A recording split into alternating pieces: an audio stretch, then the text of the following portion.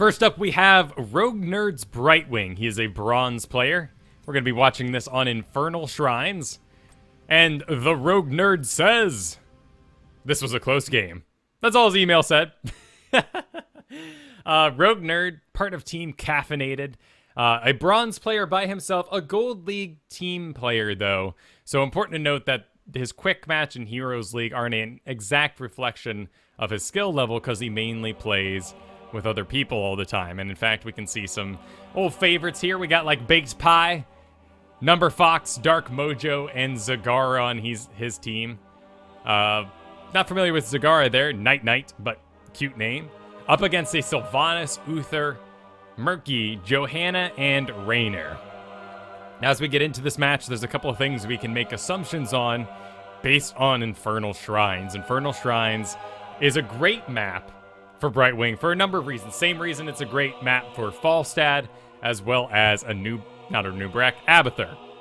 And this is because we have a big map and one objective that spawns. That's the key here, is on Infernal Shrines, one objective pops up, and that means it's extremely easy for characters like Brightwing, Falstad, and Abathur to kind of chill in the back, to soak a lane for as long as they can, and then join the objective up top. Because there's one location, everyone's going to group around there.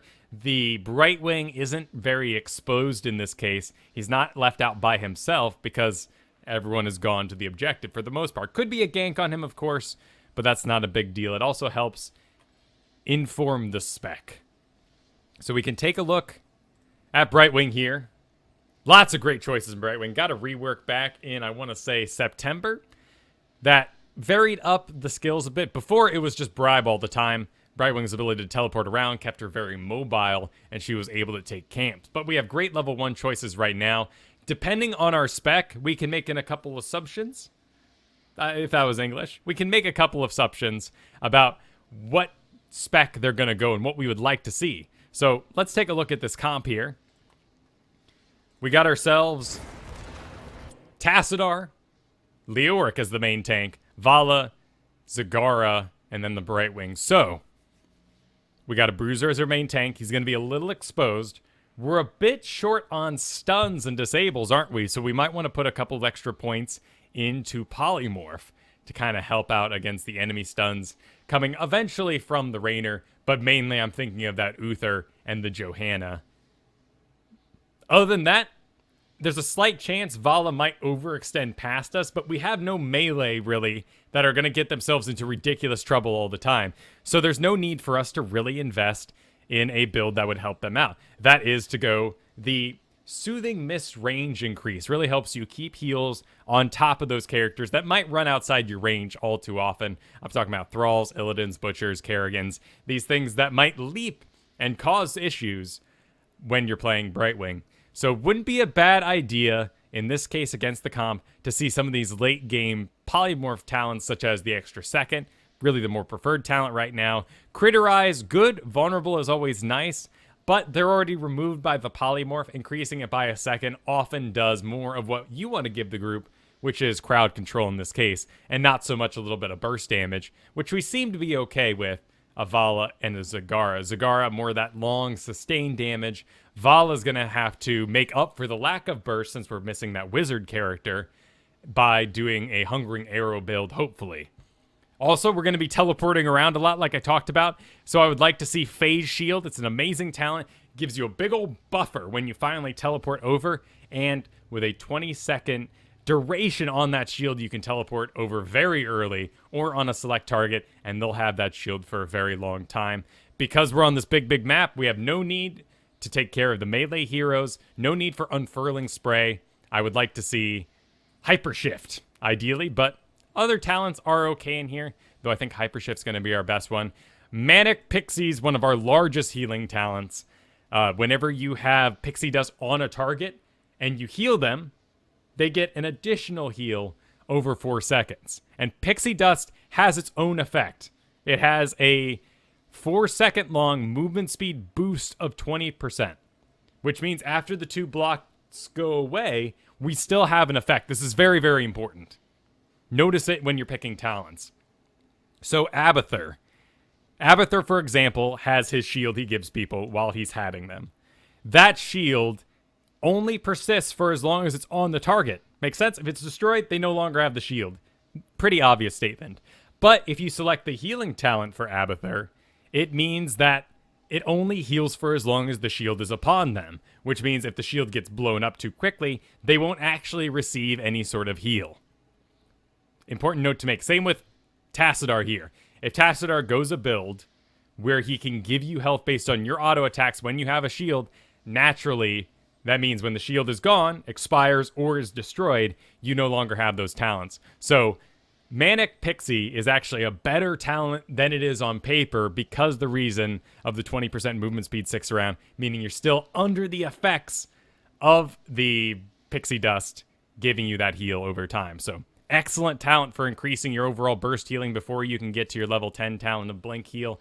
I'd be very surprised to see anything else, but we do have a second support in here, Tassadar, just giving you an idea of the spec that we're going to be criticizing. This is Bronze League play, so we don't really want to get too heavy into like heavy positioning stuff or what they're targeting. My main concerns, if you're in Bronze, is improving by having a great mana pool, keeping your health high, but using your cooldowns and making sure that if you pick a talent, you're actually using it. It may be the preferred talent across every build online, on Hotslogs, on written builds by pros and whatnot. But if you're not even using the talent, it's doing you no good. And a passive will eke you out better play. Because really, I mean, that's how you improve. When we get on to like Platinum, we're going to hammer out all those tiny little mistakes because that's what it's about. In rank 1 play, for me, I try to make less mistakes because that is how I eke out a victory. My whole team makes less mistakes over the course of the game, and we win. There is no real major philosophies that we need to change in my mind in order to win these games. Anyway, bit of a monologue at the top. Let's get back to it. Let's get to this game. We got our rogue nerd here. Rolling out. Brightwing got himself the good skin, of course. Gotta go with that dark skin. It is the preferred one.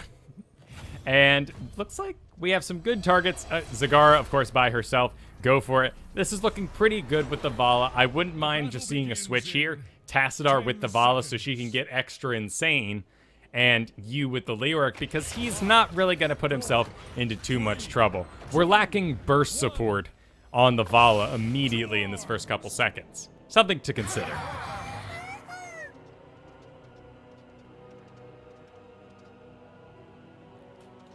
And welcome to everyone who's showing up in the chat in the background. It is Thursday, Star Wars tomorrow, so things are a little off. ITN recorded yesterday. Everything's just kind of getting shifted in ways of the holidays and Star Wars. But we got a nice little lane here. Looks like from the get-go we can count all 5. No secrets hanging out in the background. We got Raynor, Uther in the mid, and we have Sylvanas, Johanna in the top here, along with a Murky battling the Zagara in the bottom. Couldn't ask for a better lane in the bottom. No one's going to have a really good time battling Murky. Maybe Vala has a slight advantage because of her extremely high attack speed. She can target those pufferfish. But looks like all of mid went down to help out that bottom, and they got a gank kill on the Murky. Cool. You can see on the XP it doesn't really help them out too much. Raynor transitioning down to the bottom, going to be some major problems for that Zagara. But up here in the top, things are pretty calm. And if it wasn't for the Sylvanas, we could just leave Vala here, go help out Zagara, whoever we might need to. But they're doing a good job staying mobile. The middle is abandoned right now, but for this level of play, I'm not overly concerned because watch these minions here. They're going to take very little damage.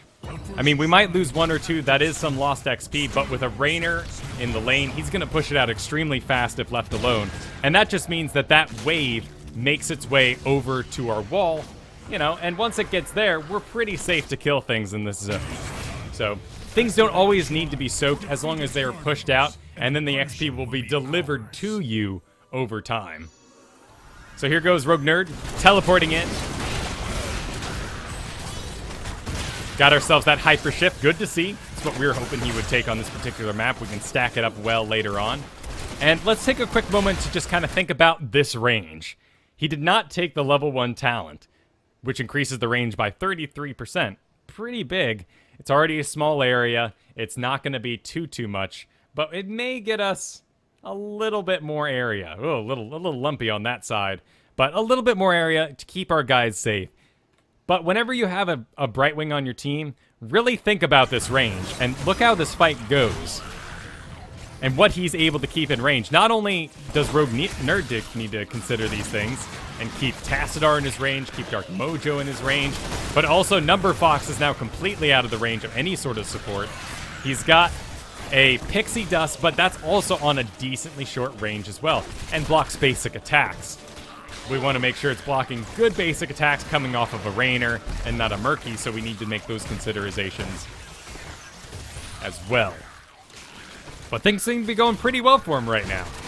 I would like to see Baked Pie hang out in Brightwing range for a bit. Again, here's the range of that heal, so small. Rogue Nerd getting a little exposed right now.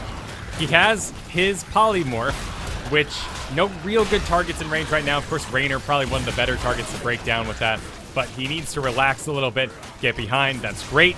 He's got a good buffer in front of him, but Number Fox there completely overstepping him, losing sight of all the heals, getting outside that range. Baked Pie, again, look, goes down because he leaves the range of the heals. And now we're in quite a bit of trouble. That burst damage comes out before Brightwing has the ability to counter it, and team ends up exploding despite our extremely smart and dominant lead there in the beginning. Really fell apart when Number Fox started engaging in those fights too far away from the Brightwing and everyone else was in here. Tassadar does have a pretty big cast range, but also kind of went outside the range of what was comfortable for the healers. And I'm sorry, looks like we did end up getting that. Wow, okay, my mistake. We actually end up getting the Punisher on the back of that Chaos. Just powers of Zagara, I guess, as well as Tassadar lane clear and all. Storm's still an extremely powerful talent, so escaped me. I thought they were all dead and we lost it. So Punisher's down. Arcane Punisher. I mean, they all are kind of my favorites, except for the Mortar one for multiple reasons. Arcane is so great because it does amazing damage to all the various towers and whatnot. Brightwing is where she should be right now, soaking a lane all by herself. But Dark Mojo's here. Dark Mojo can free up a bit. Brightwing has the soak. And we're not really going to get a kill in the top there. I wouldn't mind seeing that Vala down here participating with Baked Pie, who's kind of her babysitter. Let's take a quick look at the talents now that we've reached level 7. We got that Conjurer's Pursuit. Good. No other real choices there. While Plasma Shield is active, meaning that it's on a target and not blown up, Leeching Plasma gives us a 30% heal based on our auto attacks. Great for the Vala. And we ended up skipping the level 7 talent that makes it constant. But we have 2 supports here. A little bit of extra damage coming from the Tassadar. Tassadar is a second support. We are lacking that damage. Static Charge can help make up for that deficit. Love the Leoric spec. Looking good. Got 2 supports, so no need for him to take that self-heal. Vala ended up going with Composite Arrow. A little less aggressive than I'd like to see, but ended up taking the extra bounce, so she still has the burst damage. Actually, that's a pretty smart choice. Her only other Hungering Arrow talent would have been mana cost, so we'll see if she runs out of mana, or a heal, which she doesn't need because of double support. Zagara doing the build, and actually we see Brightwing fully investing into the teleport. I feel like once we get Hyper Shift, we kind of are heavily invested in the teleport in the first place, and Peekaboo becomes a good option because it reveals a large area, which it is large, for 6 seconds. But there's no stealthies on the enemy team. Could we have done something better here, like that Pixie talent I talked at the very beginning, where you get the heal over time for 4 seconds if you heal them while Pixie is on them? Could have been that little bit of burst healing we needed to keep going in that last fight. But things are looking good. Not too bad. Again, Dark Mojo, let's get you out of here. No need for this. Rogue Nerd can join any fight at any time. And we're not really succeeding in pushing out this Vala anyway. Granted, would Vala be completely schooling this lane if Dark Mojo wasn't here? Perhaps. It does happen.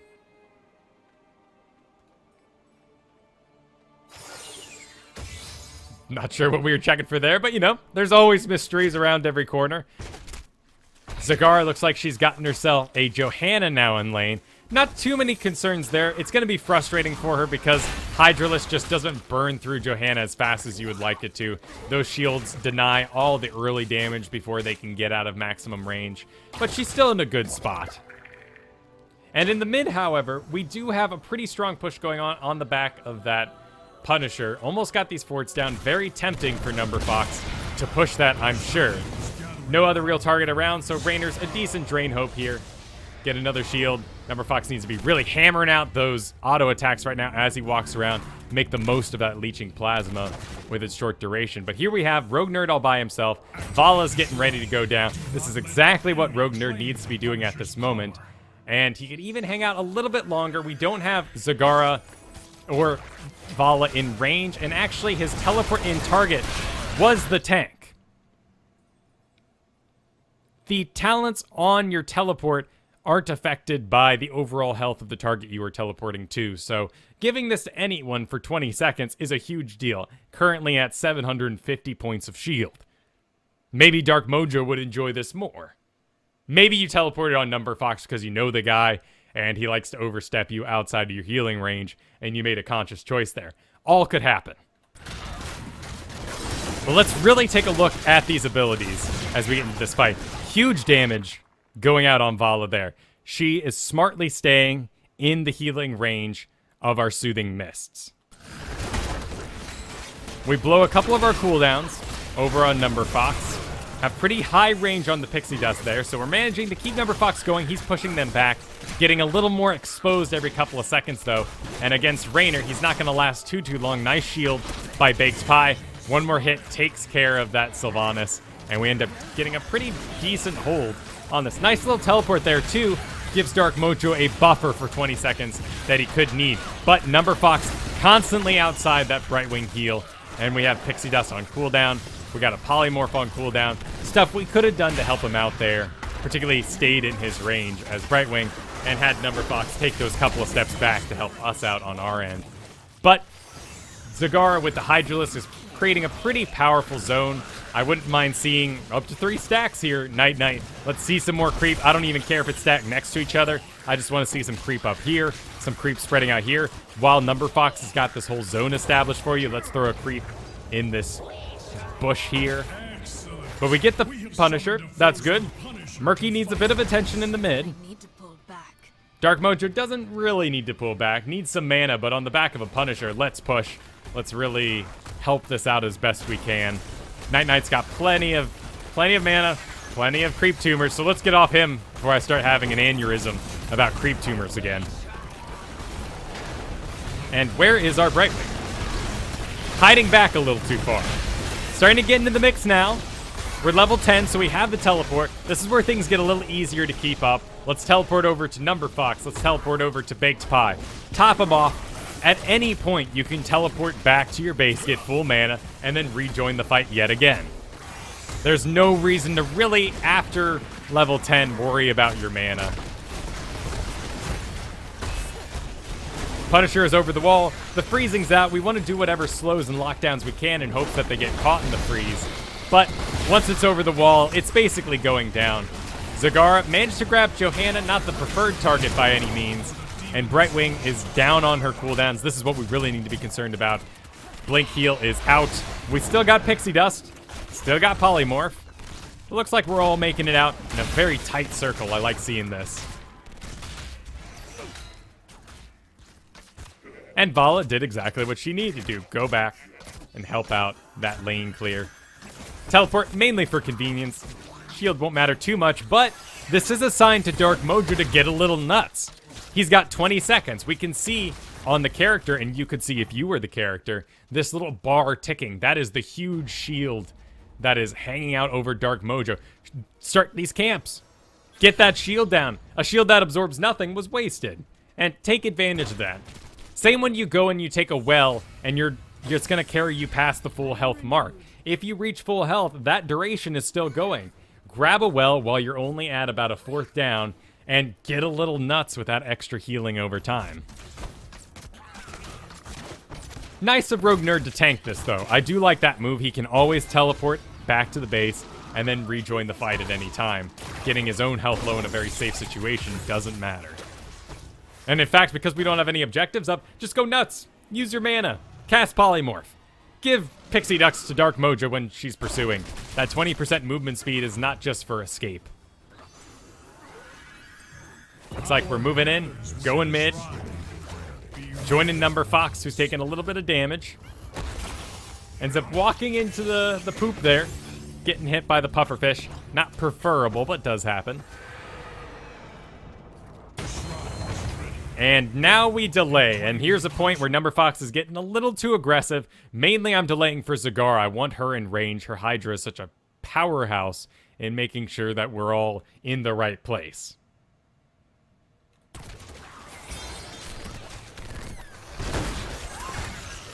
Nice little spit there. Brightwing spit, always doing a surprising amount of damage. I'm talking about Arcane Flare there, but it just looks like a little pile of spit. Excellent move by the enemy Johanna. She really held on to her shield until she saw Dark Mojo go for the Strafe. Strafe is not out. It is gone. In the meantime, we do have an Entomb. Entomb pretty powerful on Infernal Shrines. We can lock these guys out. We can lock someone in all by themselves. Got a decent target here with the Sylvanas, but she can teleport out. And that would fall onto Brightwing in this case to hit the Polymorph as soon as the wave goes out, so she can't recast it and join her haunting wave wherever it is at the moment. So really falls to Brightwing if we're going to end up getting a Sylvanas here at all. A little bit scared in the background, but we do have a Hyperion going on. Don't worry yourself so much about Hyperions, though. Hyperions, let's find our Rainer here. Hyperions do damage hitting 4 targets. Also, Yamoto Cannon. There's no structures in the way here, so it's not going to matter. But it only hits 4 targets. In an Infernal Shrine situation, there are most certainly 4 targets. There's a good chance it won't be you. Plus, your whole group is here. Don't just run for run's sake. If you break, they're going to chase you. You're not damaged while you're running. You're not doing damage while you're running, so you will lose out here. And someday, hopefully, they'll fix Hyperion so it can actually be seen when it's getting so crazy in the background. Looks like we misclicked our teleport onto Zagara. Was looking like we were going for Number Fox there, but a slight mistake. Here, we have everyone hanging out. It's that really small range. Dark Mojo needs to stay in range, and that's your job too, Rogue Nerd, as Brightwing, to keep her there. We have a shield. Who's going to need it? Rainer's getting pretty aggressive here. Throw it out on Baked Pie. Looks like it went out. Dark Mojo needs to get back. You're out of mana. Let's throw out a Pixie Dust. Let's do our one last blink heal. And let's just holler to the group, I got it back. Let's get our mana up. We can rejoin this fight in 10 seconds. There's really no rush. The enemy has unleashed a Mortar Punisher. So not bad. I'm happy to see that your group communicated well and crowded around you during the rough times.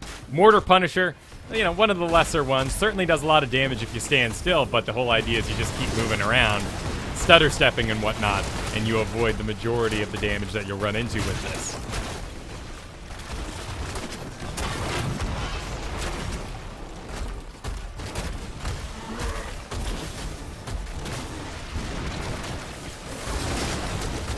Wailing on that. Still plenty of opportunities for us to pour it out, come back with full mana. Looks like Number Fox ended up missing his Entomb. No reason to cancel that, Number Fox. It wasn't in anyone's way. If anything, it just could have served to cut off the enemy team from doing something nutty inside your team. But we're spreading back out. Good choice taking the camps right now. Regain some of that map control we lost in the middle. We got a fort we would like to get down. Murky's in the bottom. Great job for Zagara. Nice creep, Zagara. Thank you. Someone needs to defend Hop. Looks like Vala's on her way there. And these lanes are shaping up to be pretty decent. Also, wouldn't mind seeing you guys take this camp right now. If you had sight already laid out, we could take this over here. Pretty obvious. If a Johanna comes at you all by herself, she's going to be accompanied. Very few Johannas, at least these days, because the character's been out for a while, are just going to charge in all by themselves, make nothing happen, and then use Iron Skin to escape. At this point, we're not close enough to a Infernal Shrine that wasting any of the CC of the enemy team, which there is almost none, would really get anything done. So definitely accompanied. Number Fox could be in a lot of trouble here. We got Uther with a stun. We got Raynor right behind him. Really, just the fact that Raynor's here at all means there's a lot of damage accompanying this. Our Brightwing is a little far back. Let's see what happens. Not entirely sure if she wants to engage. Oh, sadly, the force wall fails. All we have is Johanna over here. Smart move to just keep backing up. Good Drain Hope connect on that Johanna. Hyperion goes out. This is a fine time to abandon because we have very few targets for it to attack.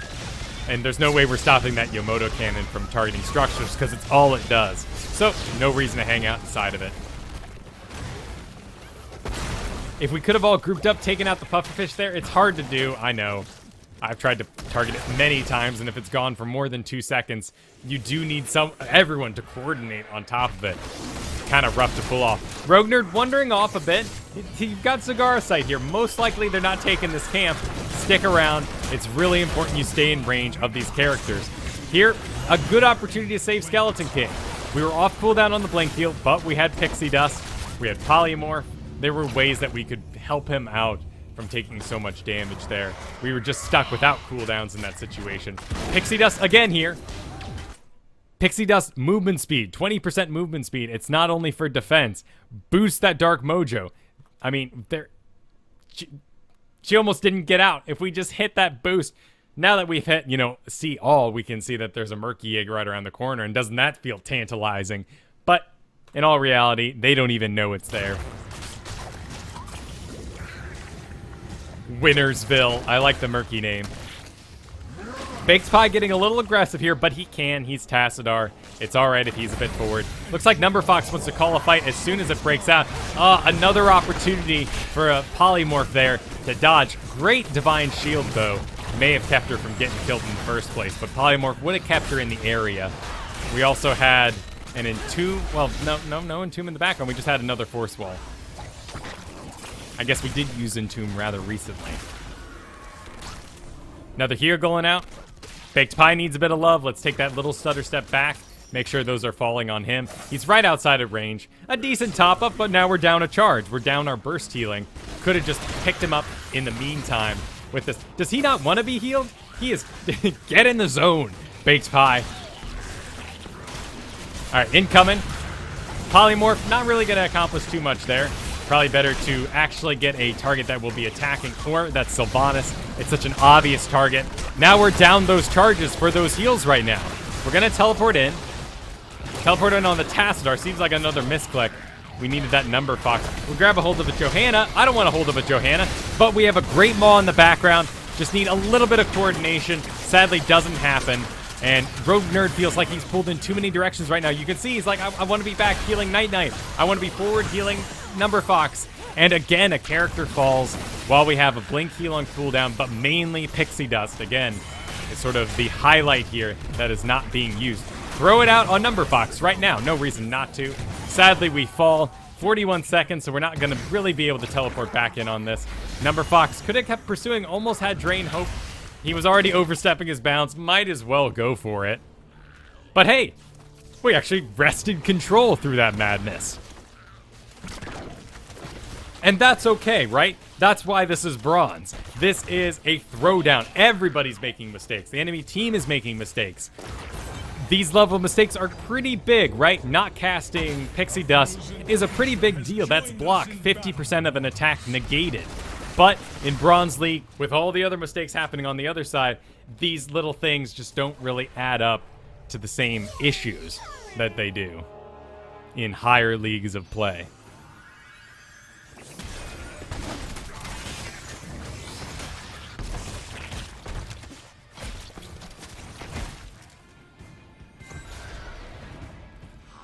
And chat's saying that it's easy to forget about the charges on Pixie Dust giving movement speed. And it's true.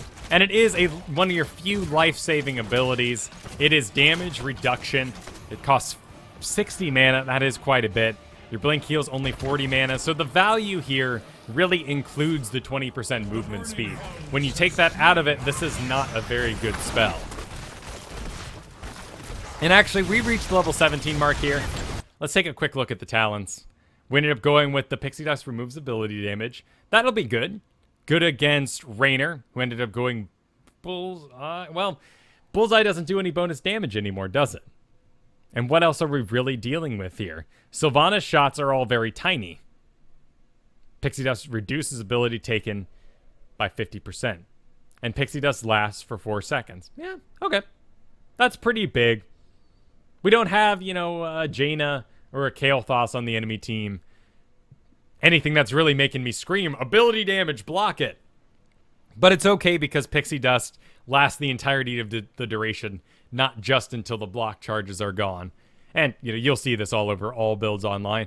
And we went with that Critterize, vulnerability, not really having any trouble killing the enemy team right now. I would have liked to see the extra second because we're trying to lock down that Sylvanas, get the kill off on her, lock down that Raynor. Those are my 2 main characters. Very easy to tell what I want to lock down on this team because Uther, Johanna, Murky, they're just going to do their thing. And there's not too much we can do to deny them. Everything else looks good, though. Looks like we went with the Imposing Presence. Lots of Raynor attacks coming out on the Skeleton King. Of course, Dimensional Warp and all that sort of stacking for Tassadar. We'll talk about that during a Tassadar replay sometime. And Zagara's spot on, particularly for this map. Mutalisk, the bouncing attacks, really helps you clean up more skeletons faster.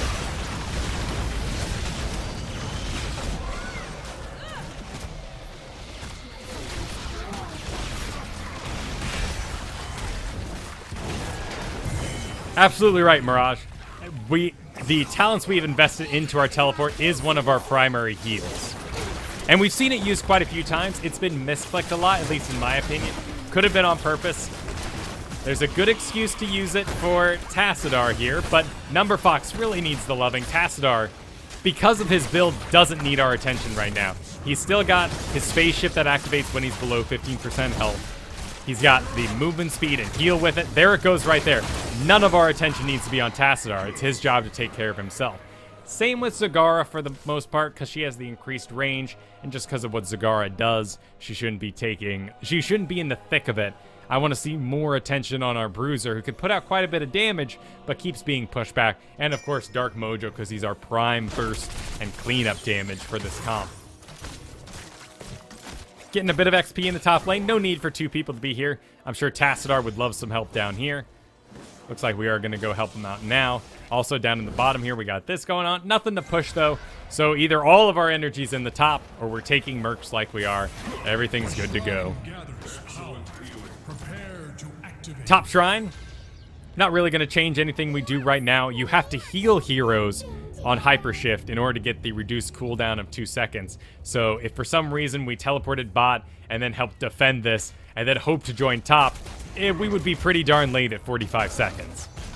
And with no heroes around to reduce that cooldown, not a good choice. Teleporting in, Baked Pie now has the opportunity with a big ol' health pool and big ol' shields to get a little nutty, a little bit aggressive. It's one of my favorite things about late game Tassadar is he can kind of work as a secondary tank. Bait out a bunch of attacks that you really don't want on other people, like all those stuns, that shot as well. Those were dodged. He went down to half health, but it doesn't really matter. All those attacks that CC are now missing. We're in an interesting situation here, though, where even more burst damage came out, and actually Tassadar ends up exploding right along with the Leoric. And Brightwing is running for it. We can use our Blink heal here, teleport over, yep, keep the people who aren't as mobile as us up. Still, Polymorph, sad to see it off cooldown without any targets picked. Raynor was in there wailing on our Skeleton King. Could have been a decent guy to disable. No need to use it right now, though, because what are you going to do? Johanna, she doesn't care. She's just going to keep walking. Maybe even hits Iron Skin, which doesn't negate Polymorph. Polymorph is an extremely unique effect and usually works through everything. I'm not sure if Unstoppable is enough. Polymorph never comes up in any of the Reckless Talons or any of those sort of unique versions of it. It is its own special thing outside of stuns, slows. So use it. Powerful ability. Got Skeleton moving in. Got a target to teleport to. Might as well be forward here dealing with this Murky if we're going to be pushing a side lane. Helping out Zagara to the last minute. No reason to walk from mid to top. It's a 20-second shield. And we got that Storm Shield. I really like this. Everyone's kind of taking damage in this comp. It's just sort of all over the place. And Storm Shield's really going to help out. And we want to hug our Number Fox here, get him healed back up. We got all our cooldowns. Let's see where they fly. Number Fox is outside the range of the heal. Now no one is in the range of our heal. Tassar is taking a lot of damage. He still has his 15% though, left in the background. But Number Fox completely exposed in front with Pixie Dust, with Storm Shield, all on cooldown yet again. Just love him. Hug on him. Don't run back. Hug that Dark Mojo. Leave your mouse over this ability once in a while and really get a feel for how short this range is. All right, we cleaned up a Punisher. We lost the top, so there are going to be siege catapults coming our way very soon. In all honesty, you know, we can look at the map here, but they're probably only about here. They spawn with the next wave when that back fort is destroyed. So we do need to leave Zagara in this top lane to make sure that we don't get over pushed out, leaving us with an odd situation when the next shrine pops. Good of her to come clean this up, but attention still needs to be drawn back to the top, or we're going to have a bit of issue as those catapults start to build up. Got all our cooldowns, though. Everybody's here. It's time for a team fight. Number Fox calls it. Good opportunity to teleport in on him. Use it. Okay, hang on. Let's go back a second. I think we got hit by a silencing arrow, and that's just bad luck. Everyone's here. Number Fox makes the call. Ends up holding on to 2, which is not exactly what you want to do.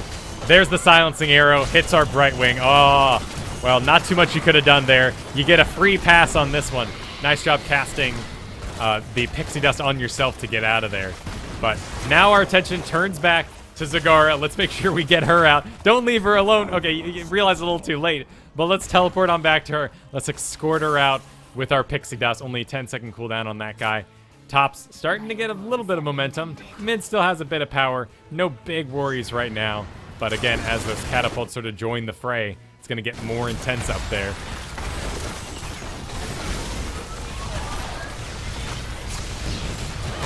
There are lots of different targets for the Hyperion, so don't be too nervous about it right now. Shots are landing on Leoric too, so again, you know, there are enough targets for you to maintain being in the area and not get completely schooled. They were just using it as a back for a little bit of extra siege damage. Here comes that top wave, though. We got up to 2. When we get to 3, that's when these things really start to get dangerous. And we need someone to make sure that stays pushed out. Plus, this range guy in the middle, too, causing some serious issues. We're waiting on Vala. Looks like we're just going to go for it. And in this case, Vala, don't stop. Keep running. Cool. She didn't stop. As much as I would hate to see 3 catapults pile up on here, we made a decision as a group. Better as a group. Let's make the right call. Let's go ahead and use that teleport to someone. Give them a shield. Maybe Number Fox so he can... Yep, there we go. And we get the nice big reveal on top of that. So we have some ideas of the areas. Let's see a polymorph go out too on whatever the preferred target is. It's not Johanna. We don't really care about making her vulnerable because we don't have the DPS burst to really get a Johanna down in that way. Let's pop that Storm Shield. Excellent. Another teleport over. Awesome, dude. Now we got Pixie Dust on cooldown. Let's go ahead and use it. Rainer's wailing on our Number Fox. Here's an interesting note. Rainer accidentally attacked this camp, which changes a lot all of a sudden because that means there's more chaos on the enemy side that we can take advantage of. Get aggressive during that and push out against the enemy group. Really, like anytime anyone snags a boss, accidentally in Cursed Hollow, you know, hits those bruiser, it happens all the time. Get aggressive, realize the bonus damage and chaos that is affecting the enemy team, and make it happen for your team.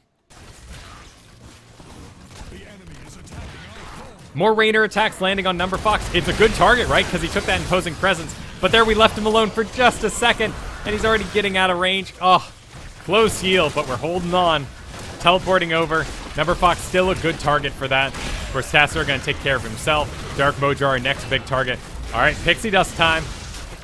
We still got it on cooldown. Nice kill. Zagara doing some serious pushback.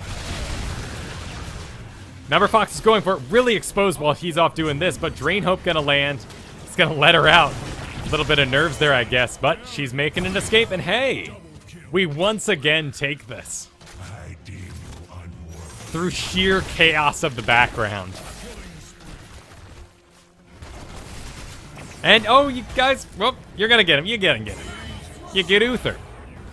Quick check during this time to see if Uther took. Of course he did. Redemption. He's off. He's going to live. He's going to come back.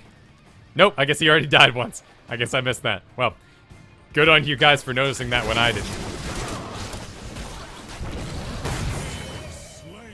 Wasted Murky ability.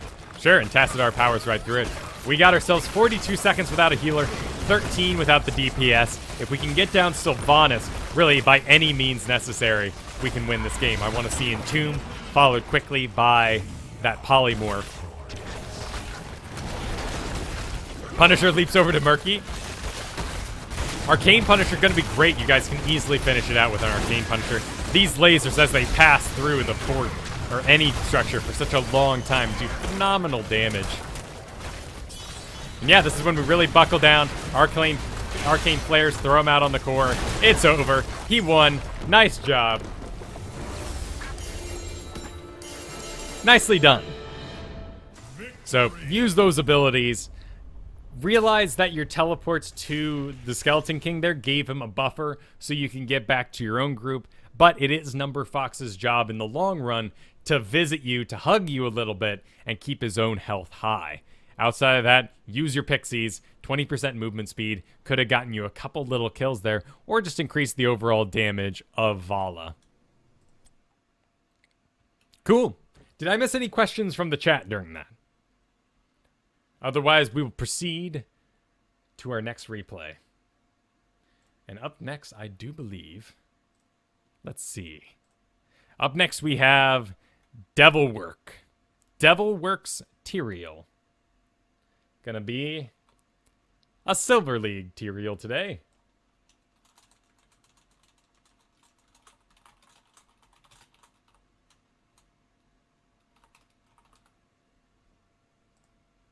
But good job, man. I like the Tassadar mixed with the Brightwing. It's a very good combination. Worked out well for you guys. A little too aggressive at times, but every single one of those Infernal Shrines, you guys really kind of came together and dominated. Got to exit the game here. We ended up loading a old version of the client, so just need to load back in, and we'll get going right on the next one. And that is Devilworks. He says... I'm learning to play Tyrael at this moment, trying to fill all the warriors and be able to play them in any team comp. Wow. That's quite the goal. I would love some feedback about him. I enjoy him, but my main warriors are Leoric, Johanna, and Muradin. Okay, well with Leoric we have a decent idea. Late game Leoric really takes advantage of being in there, getting those auto attacks off, really being aggressive, so Tyrael works under many of the same sort of assumptions. Let's take a look at it.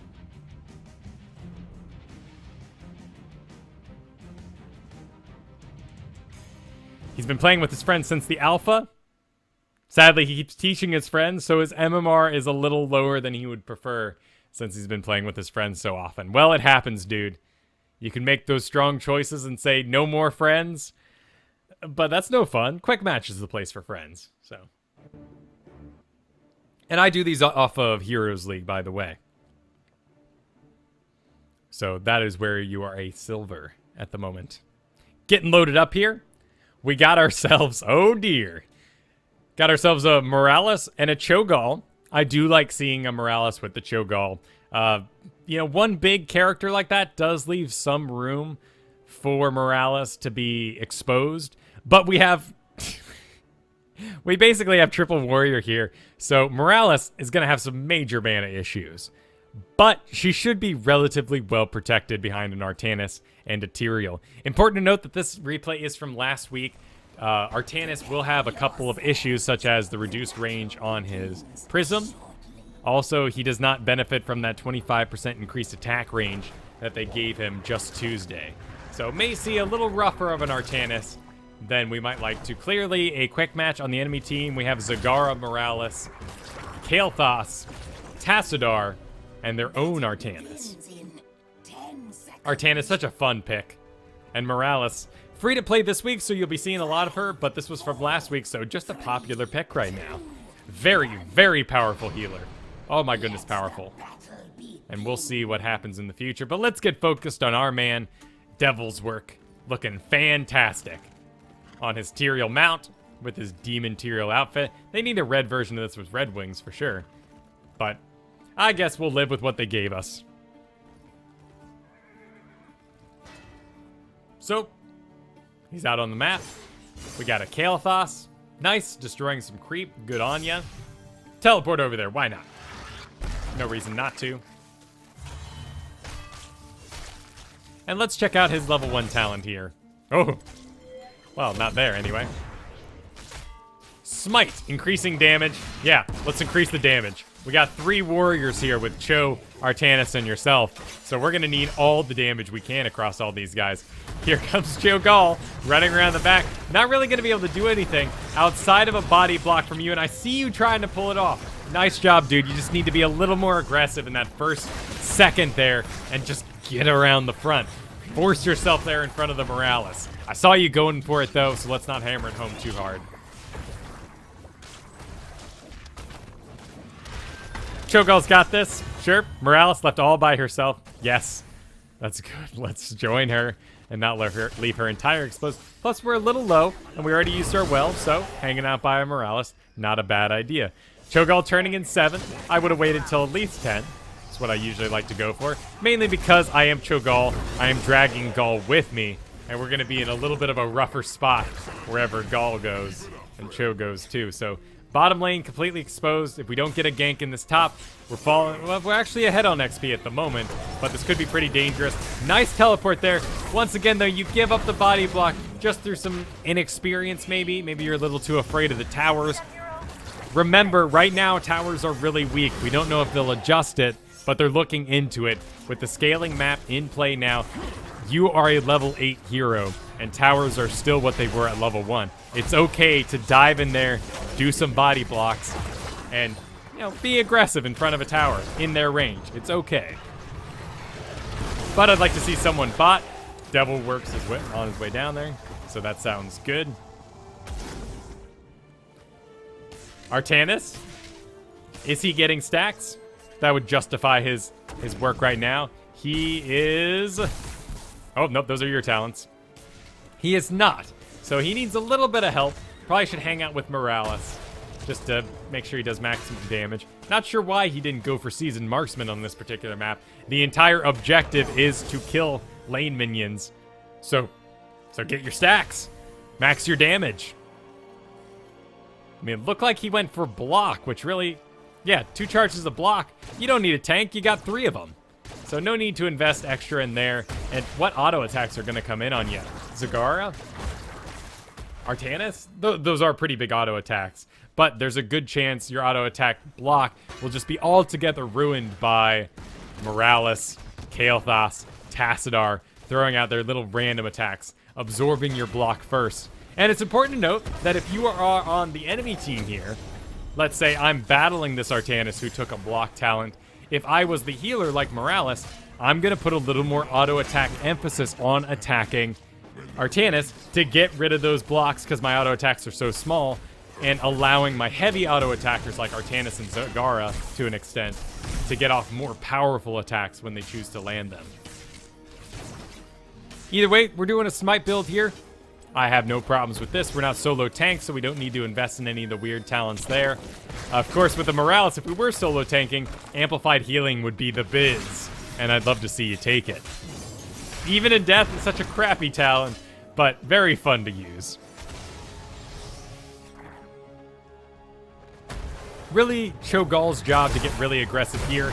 He's investing 3 people into this top lane. Artanis can go mid, help clear that out. The main problem here isn't XP. They're losing XP for sure, but check out these gems that no one's there to grab, and they're gonna go away. They are wasted. Those could be turned in for victory conditions.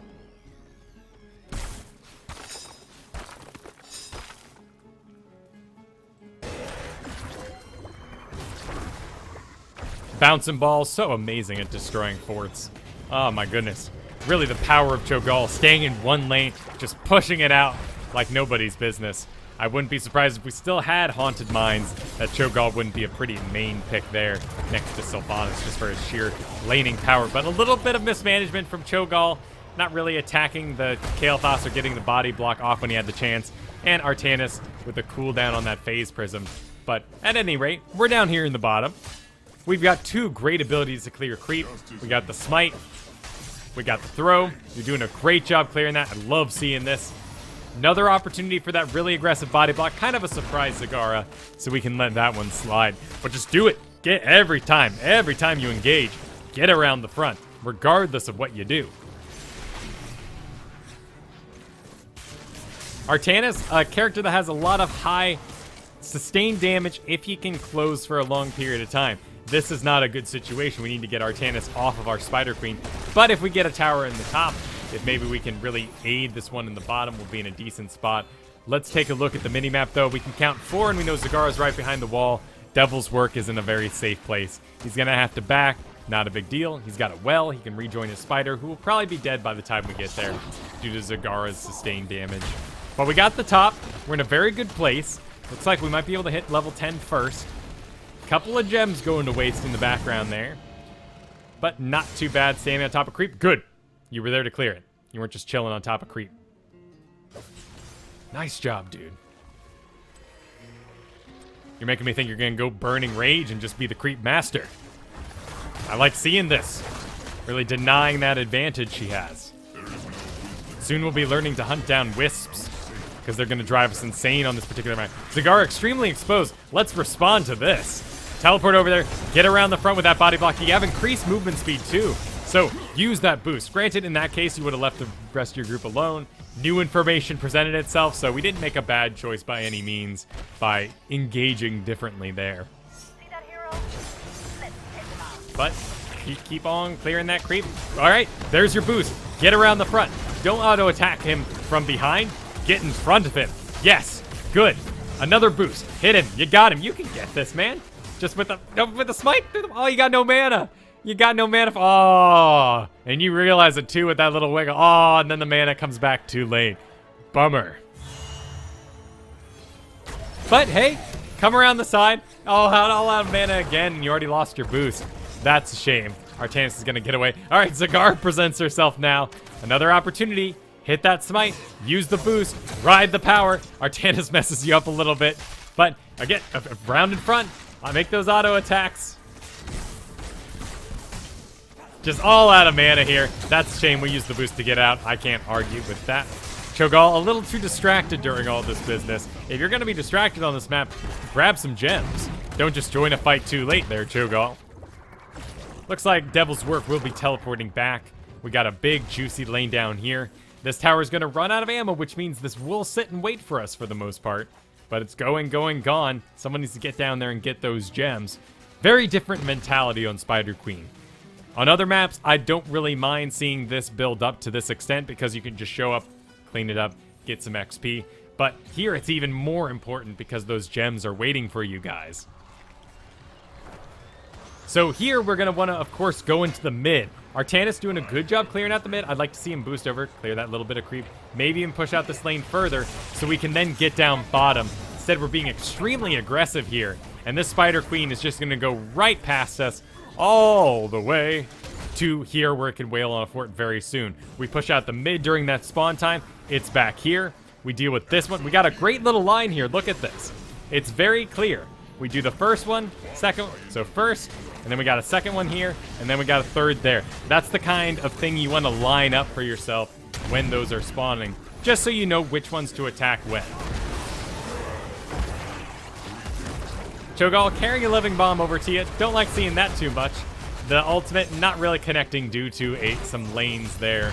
And we need to refocus here. No need to hang out. I know there's aggression here. There's a chance of a kill. Fights are fun, but we need to join this fight in the middle because Artanis is actually getting zoned out by Artanis, and Artanis needs support in order to do Artanis' things. Here we go, making our way to the top. Wave gonna go out, get them some XP. That's a shame, but not huge. Of course, as I've mentioned before, that wall there that just fell is worth an entire fort in the back here, so don't take your walls for granted.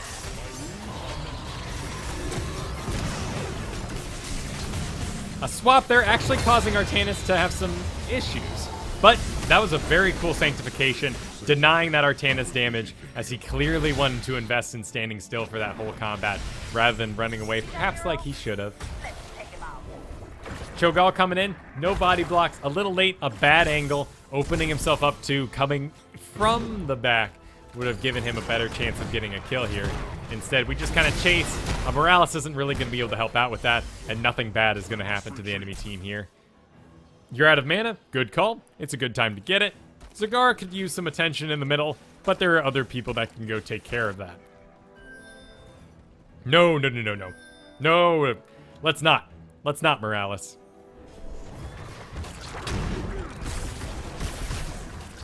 Push accomplishes really nothing.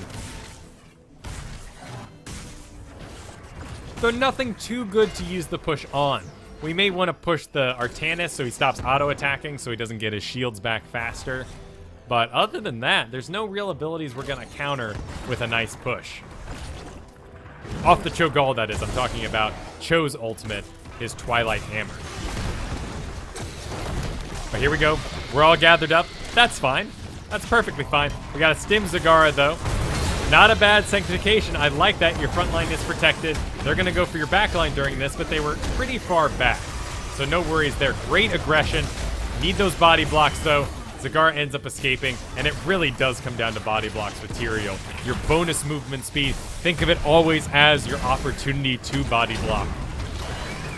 Get around the front. Got another one coming up. I want to see you use it. Hit the target. Getting really far. Nice jump. Use that shield. Help out your Cho'Gall. Nice job, dude. That was a great teleport. Great teleport.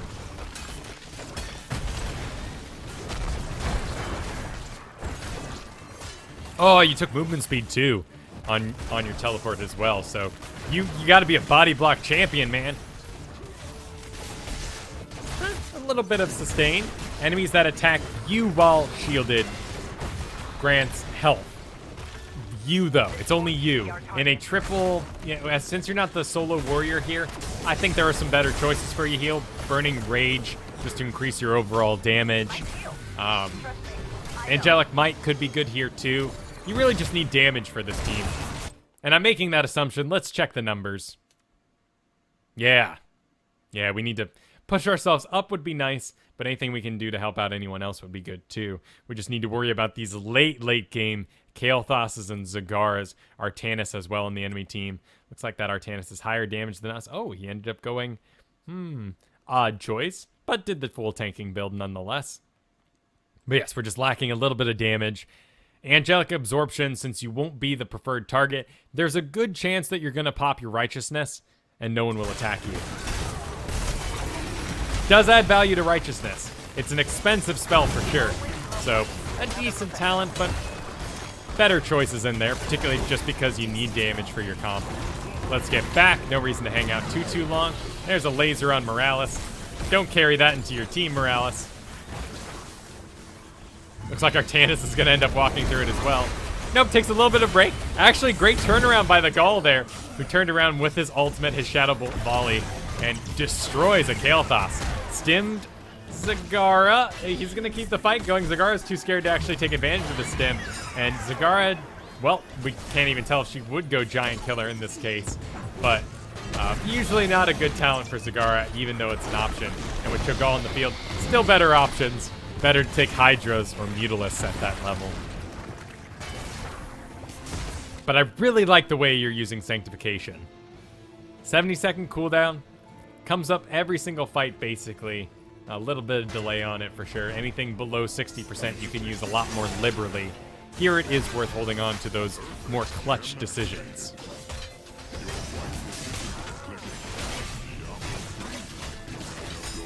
Wow, he's just babbling. I don't know what he's talking about. But Demon Tyrael has a lot to say right now. I want to see someone clean this up. He's still going. Oh my god, he just keeps talking. Let's select someone else. Tyrael's got a lot to say. Nice. The wall is a bit of a surprise, isn't it? So, body blocking there, not really a predictable situation. Artanis dives forward, gets you guys the kill. Got a Kael'thas in the back here. Nice target to group on, but we're all kind of moving our energies forward. Look at this Morales' mana. Getting a little sketchy. Pyroblast going out on her. Come on, Morales. You can safeguard yourself. Nice. She pulled it off at the last second, leaving us exposed. Tyrael, why are you still talking? We have lost our healer, though. Zagara from behind. Odd place for her, but I think we're going to clean up that Kael'thas, and you pursued this Zagara smartly. Yet again, we're out of mana, though. Oh, another situation we could pull it off, no problem. Dive forward off of the Cho. Keeps him from getting locked down. That goes through character, so it will stop him from getting body blocked, as well as his move can stop some of those issues as well if he's communicating with his Cho. Surprise, Artanis, we're still here. Looks like he's coming right back to where he was. Don't run. Excellent. A kill on him. That was kind of cute, but not really going to do what he wanted it to. Cho, or Gaul in that case, going to be able to clean him up just fine.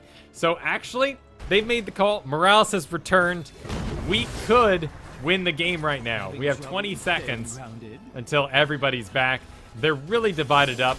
You're getting gems in the background.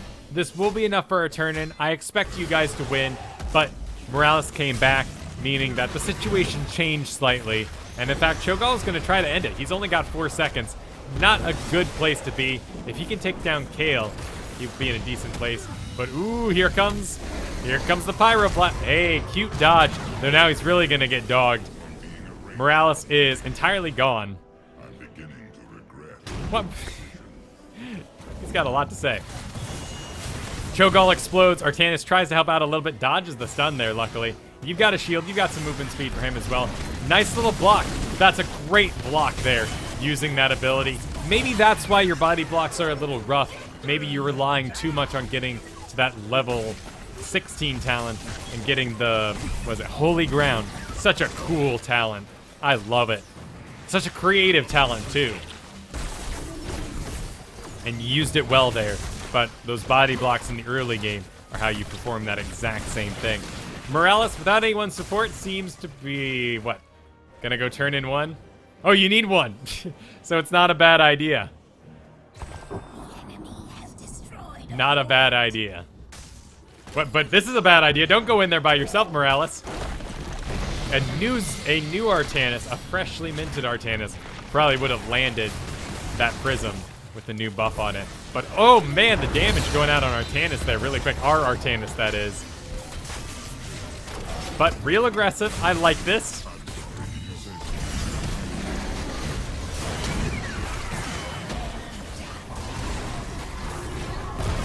Nice dive.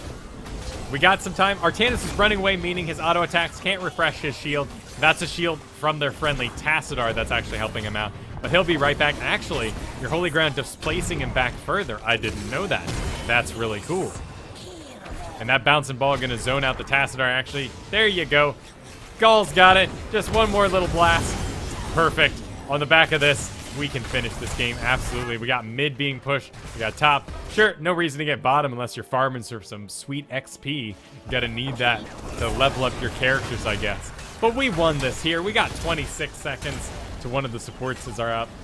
15 until one of their top damages is up. So end it, win it. We're good. Stimpack going out on the Kael'thas there. Not going to really be a win condition. Probably better off on the Zagara as well.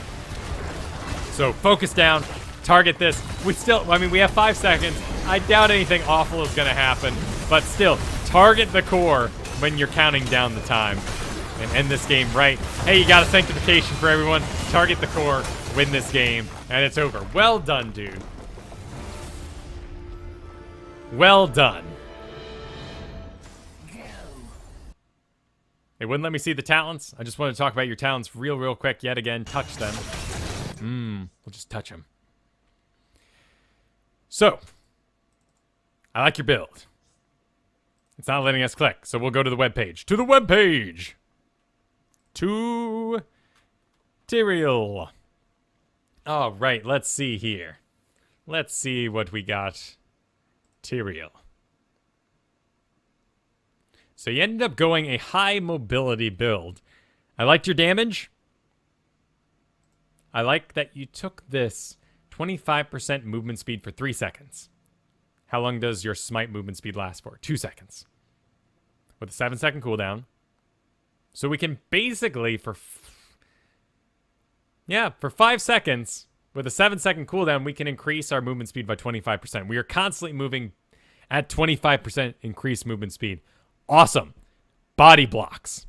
In fact, this talent isn't really worth the investment into it because you didn't perform the body blocks you needed to. If you're not going to perform those particular body blocks, battle momentum. Battle momentum is crazy good. Your other talents stack pretty darn well with it. You're looking for lower cooldowns on your smite. Again, keep up that movement speed. You want the increased damage. Smite becomes your primary thing. 50 mana. You will burn through a bit of mana here. Even in this comp, I wouldn't have mind seeing a Searing attacks. Did we have a stim pack? Did Morales? She did. That would have been cute, wouldn't it? If the two of you could have coordinated that together, but what have you. Sanctification, really popular pick right now. Because you needed the damage, though, it's tough to say. Your Sanctifications were really good. In this case, with the Cho'Gall and another warrior in your comp, I would have liked to see Judgment to destroy, just delete that Kael'thas, or delete the Morales, Zagara.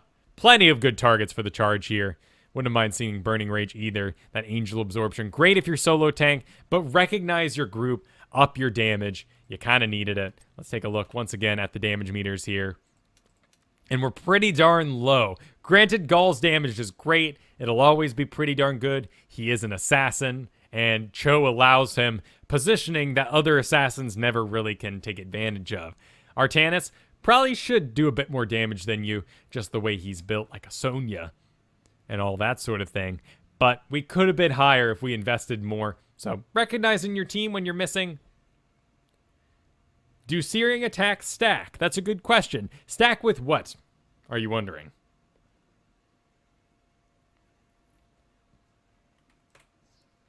Let's get ready for our little break, but I want to answer this question first. Let me see if we missed any good comments in the time. Welcome, Zolotalk. Glad you could make it, Professor. Good to see you here. Sting M, I'm glad you enjoyed the block analyzation. It's very, very important. I'm a huge proponent of supports helping out their team by destroying block on the enemy. Other people have the same talent on the team. Well, Searing attacks just increases your own base attack damage by 50 at the cost of mana. 50% that is, for 5 seconds. So it's just a burst for you.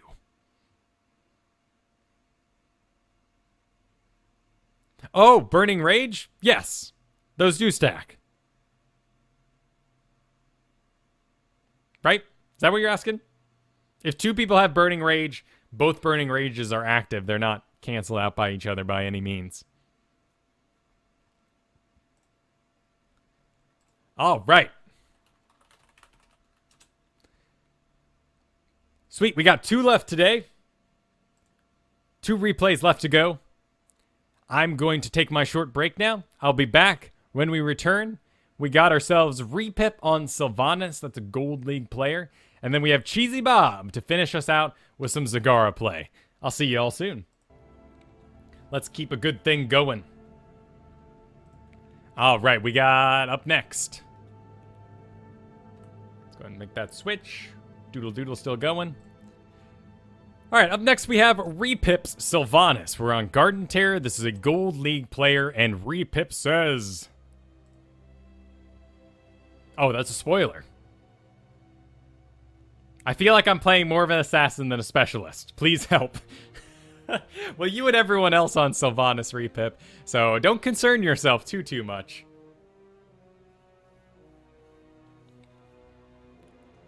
Don't concern yourself too much there. Looks like he was in a group, which we can now see. This is a pretty recent replay. Cool, we have a Lunar on the enemy team. We'll be able to observe that a bit. Let's close the mystery box. Let's get ourselves focused on Sylvanas. Just a normal skin. A little bit of Christmas joy underneath her. So Sylvanas, Tychus, Raynor, Lunar, and Stitches. So no support. Gonna inform our talents a bit there. Enemy team, Lunara, Hammer. Ooh, that sounds like a rough combination. With a bit of pull from the Kerrigan into the Hammer range, a stun on the Kael'thas, and of course, a Chen leaping all throughout it. They have a pretty rough comp, but we got some good range, some great sustained damage, plenty to blow away whatever Stitches hooks. But we have to blow it away fast, don't we? Because we don't have any sort of lockdown to accompany the Stitch Hook.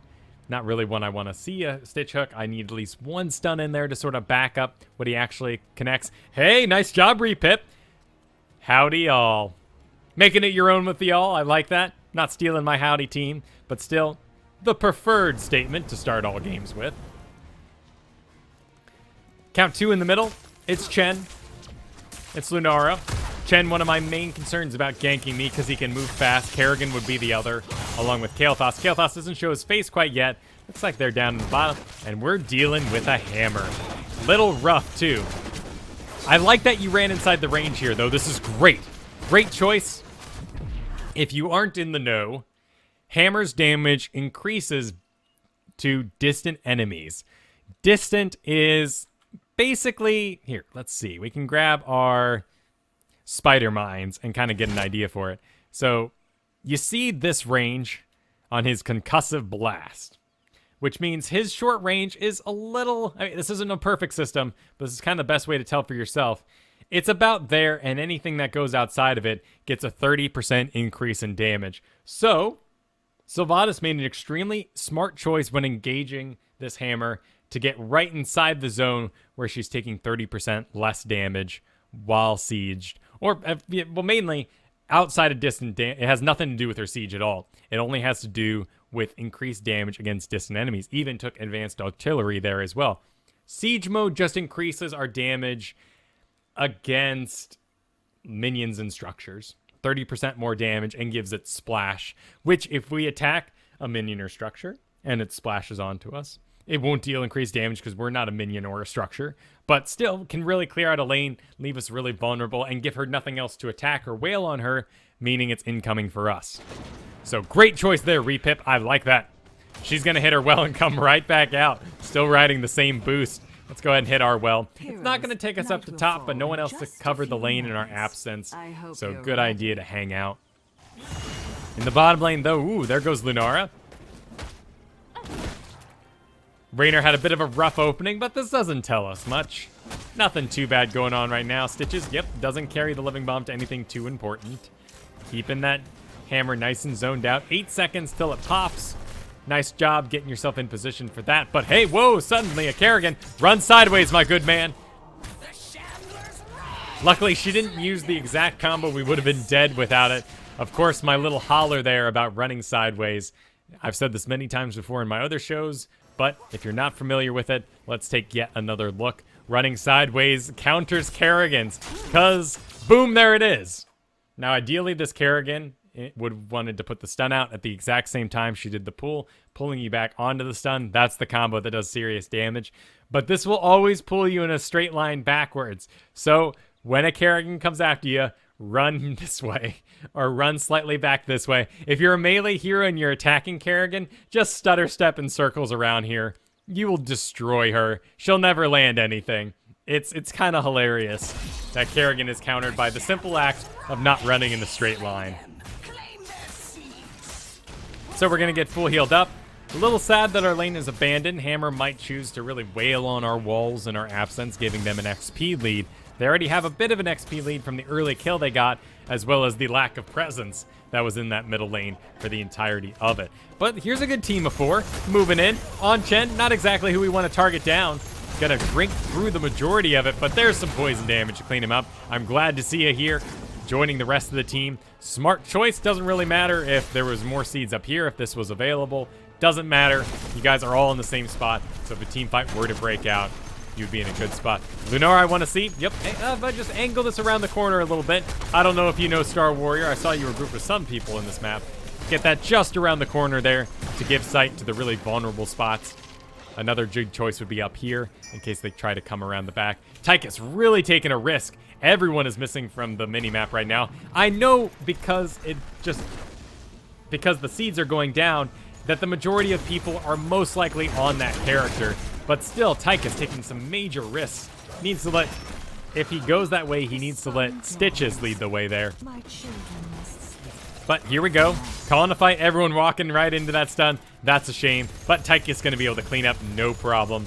Now it turns on. No, don't carry that back to your team, man. Even a little bit of damage. That's just bad practice. Nice shot, getting a little exposed. Ooh, and we're down on cooldowns. Oh, no. And we end up dying. It looked like everyone was going to die for it, but they made a different choice. Mainly Stitches made the call by backing out first. Raynor followed him. Tychus hung around because you were going for it, but looks like you got overexposed there and ended up exploding. Hammer in the middle lane against the Stitches. Stitch is a good counter to the Hammer here. Oh, misses. That would have been a good hook. Star Warrior having some problems against Chen. Any sort of area effect healing is really going to counter Lunar right now. As we learned in our patron games, in fact, something like Groupies on ETC, just a bunch of random raw healing all over the place, counters a lot of the random damage that a Lunar can do.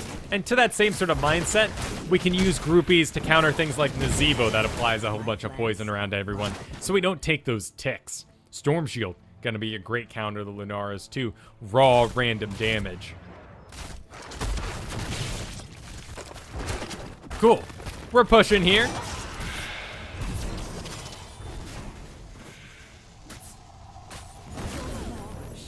Looks like Speakska's having a bit of, having some issues. Sorry to hear that, man. We ended up exploding while I was reading Speakska's statement there to me. Sounds like he's having a rough week. All right, let's back up just a little bit more. So here we go. Hammer in top lane. Everything else missing. Wall exposed. No one else here. Kael'thas making his way down to us. We have a little bit of time, but everything else is missing. We know Hammer's not going to make it, but that Kerrigan should have been no surprise. Kael'thas was definitely on his way and ended up blowing us up. So watch that mini-map. I'm kind of tempted at times to run an entire episode where we basically just look at the mini-map the entire time. You know, maybe it wouldn't be the most thrilling episode, but here, you know, this is our whole replay. This is how we're gonna watch the whole game. This isn't true. This isn't what we're doing today, but it is tempting. Really watch that mini-map, count your characters.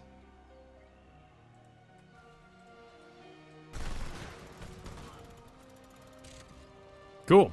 Lunara should be a little afraid. There's a surprise Chen on her. There's Kerrigan going for a gank on the Stitches. Another obvious sort of situation. 3 in the bottom, 2 in the top. We're good to get crazy here. We can use our Haunting Wave aggressively. Remember, don't run back in a straight line. As though, yeah, I told you this while you were playing, but avoid those straight line runs with Kerrigan on the enemy team. Luckily, she doesn't really have the combo down. Here, you'd either want to make the strong choice to get in Hammer's close range. Oh, and Stitches misses the hook. Oh, it was so obvious, but he's got the neutral skin. You know, just trying him out. Free to play weak and what have you. Down in the bottom, Lenora, oh my god, gonna die on her own side of the wall, but poison's ticking with the tower grounding on him. Chen falls. Well, interesting. Cool. Mini-map. 2, 1, 1. Someone's missing. Someone's dead. Cool. No problems there. It's your job to get some camps. It's a good time. We got 12 seconds. Solo this up. Let's take a look at your build. We haven't done that yet. We're at level 9. We can assume you're going to go silencing arrow and whatnot. We got barb shot. Well, good. Let's get some mercenaries. Envenom to make us kind of that assassin. With no supports, I do like Envenom. I'm not a big fan of Envenom when there are supports, particularly supports that give random heals or long duration heals. Brightwing. Yeah. Wouldn't want to use Envenom against Brightwing. Wouldn't want to use it against Malfurion.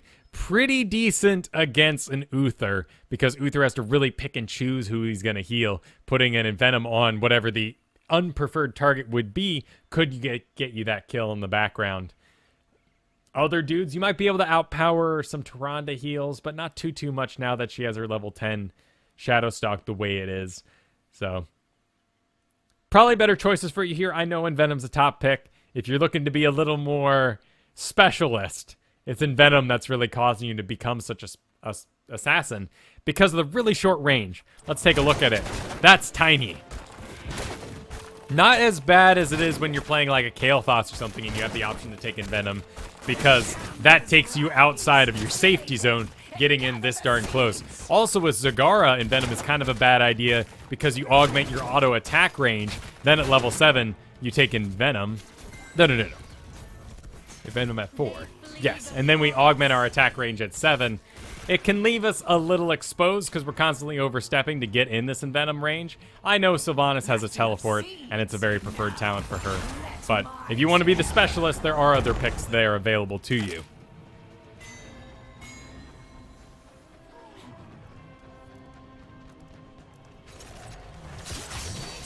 Ooh, what? What are we talking about? I don't know. Oh, who's going to ride the terror? Good question. Good of you to ask. Star Warrior gonna explode, doesn't quite understand her own health yet. Really deep dive here, good of you to get out. Hammer's creating a really strong zone on the back of this Chen. Chen, not able to drink during that in case he's just sitting there. He was waiting for it to end. But sadly, lots of Chen damage coming our way. A nice little polymorph gonna clog up the back there, allowing you to get out. But I want to see this terror get out on the field. We end up losing Raynor in the back of that as well. That's no good. Really aggressive Tychus move too. Don't boost forward, Tychus. There's problems waiting around that corner, man. Enemy terror coming in. Let's get refocused on our Sylvanas here. Lots of damage coming on us from that Kael'thas. Living bombs landing on us in the background. Gotta stay safe. We don't have vulnerability yet on our Shadow Dagger. Withering Fire can do great damage as we walk along with the target, but before we have that vulnerability, we're not as powerful as like a Zagara, Butcher, Artanis like we talked about in some of the previous games that can really just stand still and blow through an objective character like Dragon Knight or anything like that. So still good of us to be on this, absolutely, but we're not getting any real advantages as Sylvanas being anti-objective here.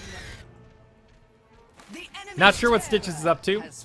Bit of a shame too. Even if he hooks something, what's he gonna accomplish with it?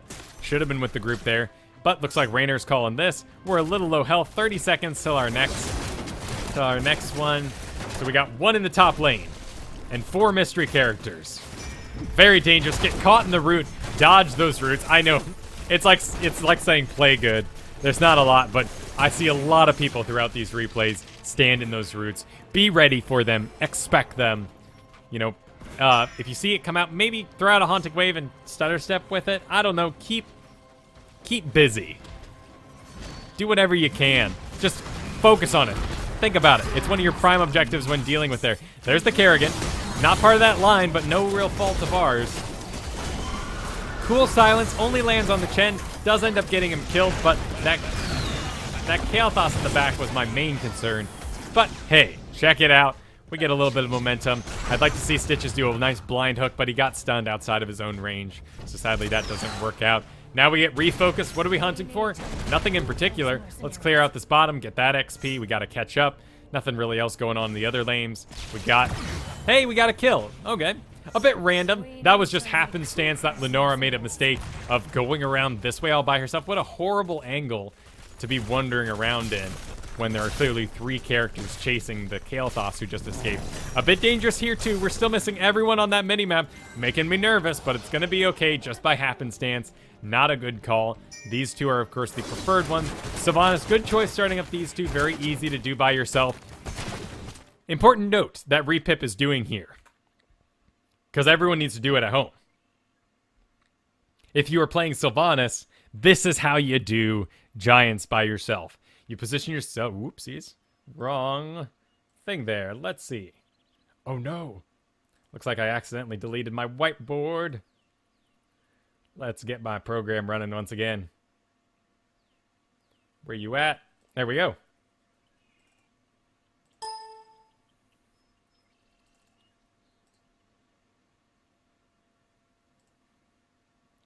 Oh, why are you not adding?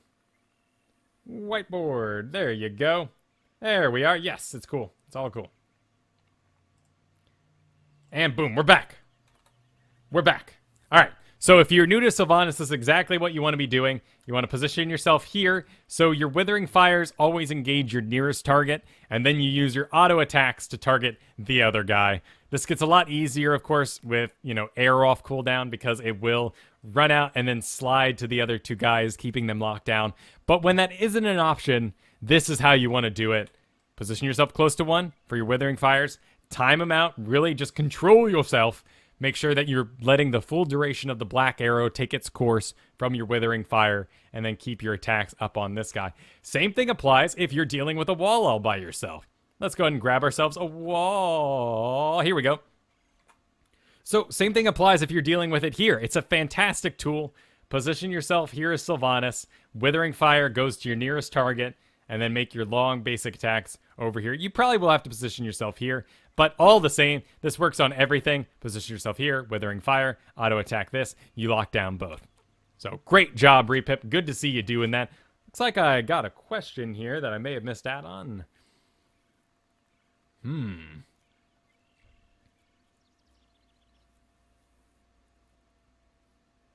Question for Kyle from Daniel Newman. The pot on the outside or inside if you're garden terrorizing. Right, so ideally, every time you play, you're going to take a little bit of damage from these towers, but it's just, oopsies, I left that on. You're going to want to run in here, hug this wall, and then place that potted plant right here for that sweet money zone that encapsulates everything here, because we're mainly aiming for the fort and to get this wall down if it isn't already. That's where it's going to be. There are options, of course, like if you ended up in this bottom lane and all of a sudden there's people all over you, a bunch of melees come running out and you know they're just going to destroy a pot in 2 seconds if it's exposed. So then there are times that I will land it here just because I want this XP. This XP, like I've said 100 times, is equal to this XP. So always good to be taking a wall. Keep your potted plant safe, particularly if other people can zone for it. But this works so well because we can then do it twice. We run in, we hug this wall here, we apply our potted plant, getting these two guys run in, they kill our potted plant, they're going to get aggressive on us. We kind of do a dance. We stutter step, we keep attacking these walls with auto attacks, but as soon as we get them nice and outside and chasing us, that's when we're going to hit the boost, head up around this way, hug this wall here, your cast range is good, another potted plant right here, we'll finish these guys off, and ideally, those dudes chased you. And now they're too far away from the potted plant, it gets its damage done, and you take out the fort, no problem. On the back of this, I always like to start bottom, as I've said. Bottom because the camera angles upwards, we can see things better, we can see if things are coming down to us. Bottom is always the safe lane. It's where I want to start my first garden terror. We then ride this up, and hey, we can do the exact same thing here if this was all alive. We can run in here if the wall is down and place that potted plant, getting everything and start wailing on it. Or if that's not the case, we can run around the back here, hug that wall, place another clutch potted plant, and then we still have top we can run to. If we came in this way, we can wiggle to the top here. And I like going through the middle here. It is a little more exposed. The main reasons I want you to run through the middle is because you get to take advantage of two very cool choke points. This one right here, to leave your polymorph behind if people are chasing you. Pwang, they become polymorphs. They're not attacking you. They can't do anything. And then as you make your top escape here, you have another great location right here for a polymorph circle. Plus the polymorphs don't show through the bush, despite the area being larger than them. There's a good chance someone will chase you and get polymorphed there. This isn't as preferred, of course, because no matter how perfectly you try to land this, there's still a little bit of room that people can get by in. And of course, if you're heading to top, they may just go, never mind, and go this way. The bush is really the powerful thing here. So across all your characters, when garden tearing, when gazeboing, when Jaina-ing, draw circles, take advantage of these clutch little areas that just work so perfectly. Blizzards, zombie walls, anything that makes a circle is suddenly better on these types of maps where you have these shapes available to you. And forcing fights in these zones will always be more powerful than forcing them in those zones. So, excellent question. Right, exactly. So, Chad is talking about Learners GG, mentioning what I was talking about earlier with Sylvanas doing this up here. Withering Fire only lasts 1 second unless we augment it.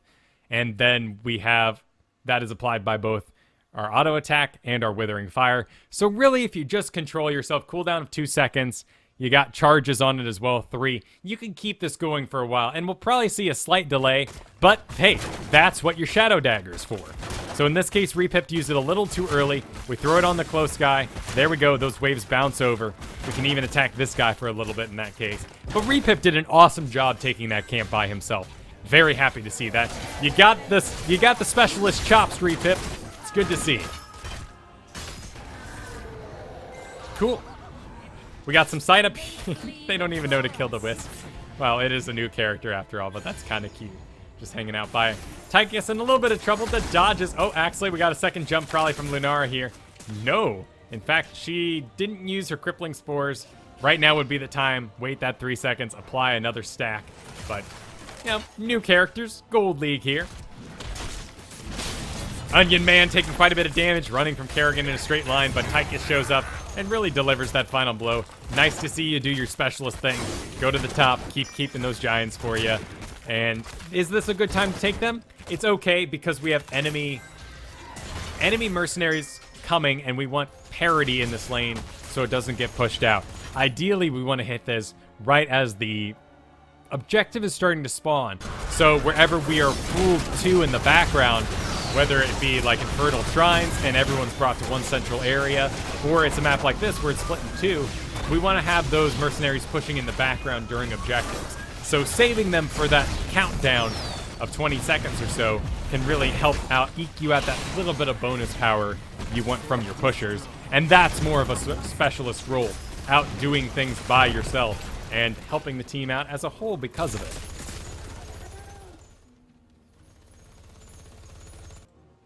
The night comes. Great comment, Dentorin. Yes, Sylvanas is incredibly powerful on maps where you have to help push with an objective because you cancel out the enemy towers. And you can imagine, too, if we're wailing on this front tower and Sylvanas is doing her, position herself here, auto-attacking the tower here. It's a bit of a curve on that one. And Withering Fire this one here. She's a bit exposed, right? You're next to the wall, not exactly where you want to be, but now let's add a dragon on top of that. Let's add a terror on top of that. There's not a lot that's going to break the hold that Sylvanas has on those walls, and that's why she's so powerful on that older map, Haunted Mines. If you're newer, you're not very familiar with it, but us old guys from the Alpha and whatnot, and they're beyond, remember when Sylvanas just dominated Haunted Mines because you got down the walls so quickly and so early and supported that computer-controlled Grave Golem. A hook on a Chen, not exactly what we want. A black arrow that goes nowhere, but hey, we ended up getting the kill there. Let's get that Wailing Arrow. Let's get that in my head for realsies. But missed it. It's a long cooldown, 90 seconds. I want to see you use it pretty liberally, but let's just go ahead and make the choice that we don't need it for Chen. We got the kill. But without any sort of support in the background, he's really just a buffer between us. We want to save that for the Kael'thas. A completely wasted Ultralisk there. Now, that was a wasted Ultralisk because of Ultralisk's cooldown of 80 seconds. This was not a wasted Phoenix because of its cooldown of 40 seconds, right?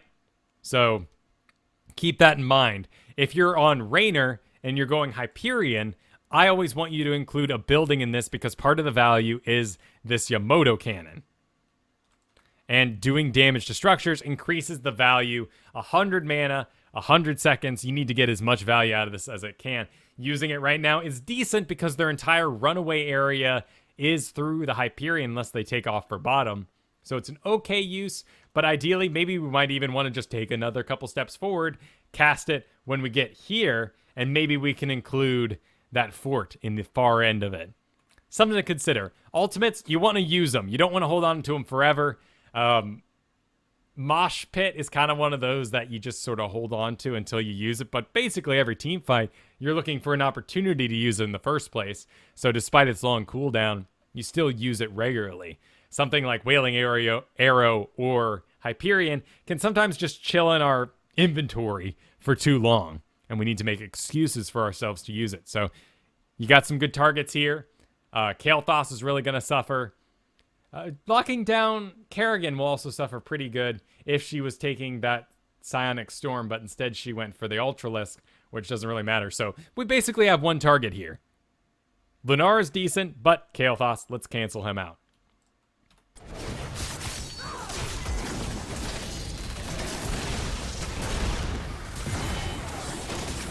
Pretty darn good cleanup. We actually get a hold as well. Nice jump by Star Warrior. You can see the Hyperion's so eager to go. It fires its shot, but it's not going to reach the fort. Oh, just one more little Hyperion shot would have made me so happy. But a little bit of added value, right? We took out a well. I like that. Stitches. Where is Stitches? He's riding the Terror. Not bad. In this comp, Stitches is probably the best one to ride it. You're trading a tank for a tank kind of character. A level 20 Lunara could be pretty good if she takes that Galloping Stride or whatever the heck it's called. I'm not really familiar with well, nope, those are Sylvanas talents. Never mind. Why are we backing? Well, because there's no support. We got a well ready, though, so could have stuck around, but we're relocating top anyway. Terror is supported here by Robert. Pushing it along. Actually, this is slightly out of range, isn't it? But I guess it helped take the Terror. Here he is. He's pushing up against the wall. That's correct. Sort of that money zone there. We want to apply our polymorph, which looked like it was used earlier in a situation we didn't really want, to help us guard this potted plant. And in fact, it's so powerful because we're dealing with melee heroes there.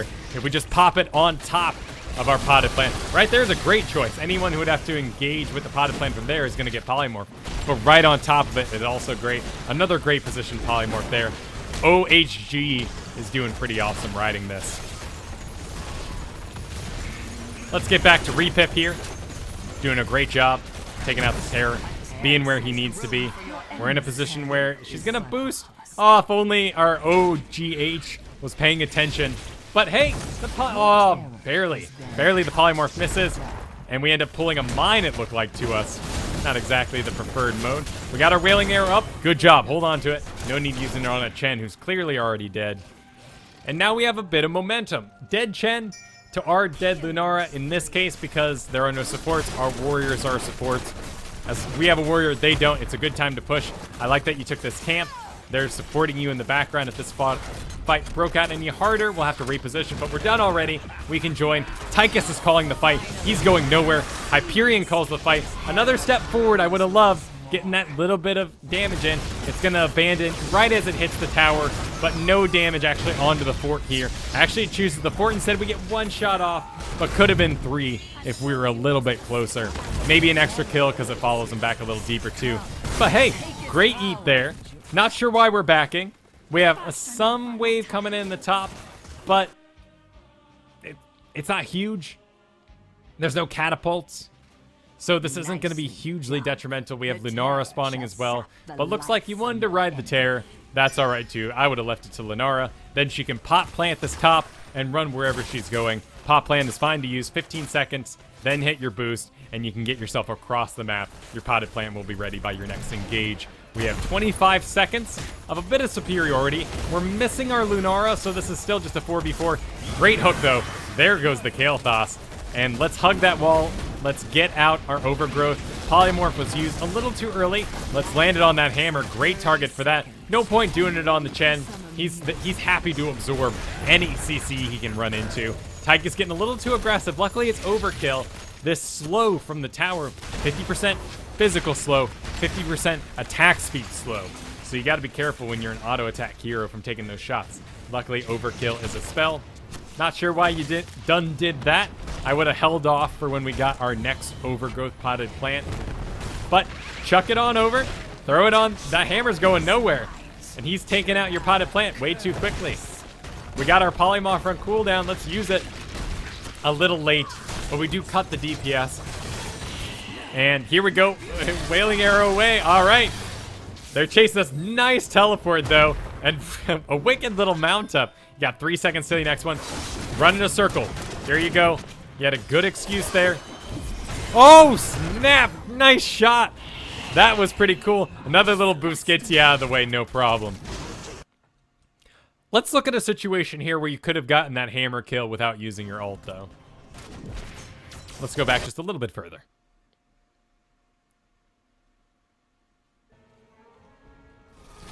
All right.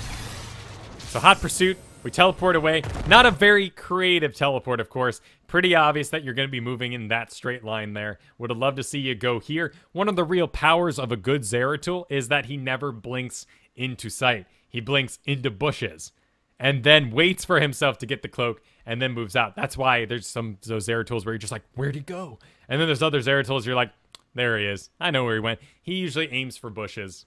when they're a good Zeratul. So would have loved to see you go for that bush and make your escape. Also, shooting your wailing over, your haunting wave over, lots of haunting, lots of wailing here, over a wall could be that little bit of creativity that gets you out a little safer. You didn't die here, so this is kind of a moot point. But here, my main point, you got 5 stacks on you. Unload those guys. Cool. Very, very low hammer. In this case, though, my main concern is that Kerrigan connected and you continue to run in a straight line. She doesn't have the combo down, so it's not as dangerous as it could be. But right as she connects here, right there, second she connects, I want you to suddenly realize that that combo is incoming. Most likely she's going to lay here, pull you back, and go for that stun. Did I say mule point? Moot point. Mute, yes. Thank you. No, that's very important to know. I do say things wrong because I read them wrong. Anyway. Here's a good excuse to run around the back. Because Kerrigan, if you run in circles around her, she's not going to be able to do much damage. Then, you're in range of this hammer. You could have destroyed her with your last couple raring arrows, some auto attacks. This is still a great shot, but then you could have escaped over that wall there. You know, done some other things to escape. So, not trying to ride anything home there. Very creative. I love that you got the kill and you end up escaping. But if that had been a better Kerrigan, it wouldn't have worked out so hotly. And maybe running in that circle could have been cool.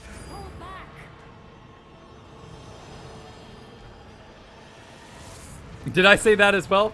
I meant all intensive purposes if I squeezed that one out. It happens. At least I'm not saying moo point or mule point. Melee instead of wait. Yes, melee. Yeah. I think I'm doing okay. We're still learning how to talk here. So you've rejoined the fight. That is good. Now, let my terror grow. Oh, good. I didn't do that one. All intents and purposes. Actually, let's not even make jokes. I'll just screw things up down the road. Exactly. Everyone's learning here, including how to talk real good.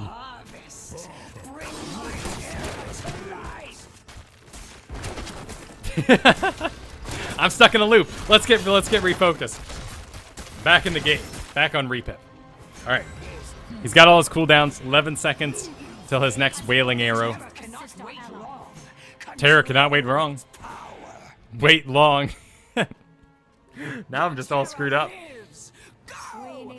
You do some more mouth exercises. But good of you to ask, Repip. I like seeing that. No one really wants to ride the terror. It's a big responsibility. You're a good choice for it, too. You are the specialist, and you have Blink now, as well as your Haunting Wave. Standing in the poop there, Star Warrior.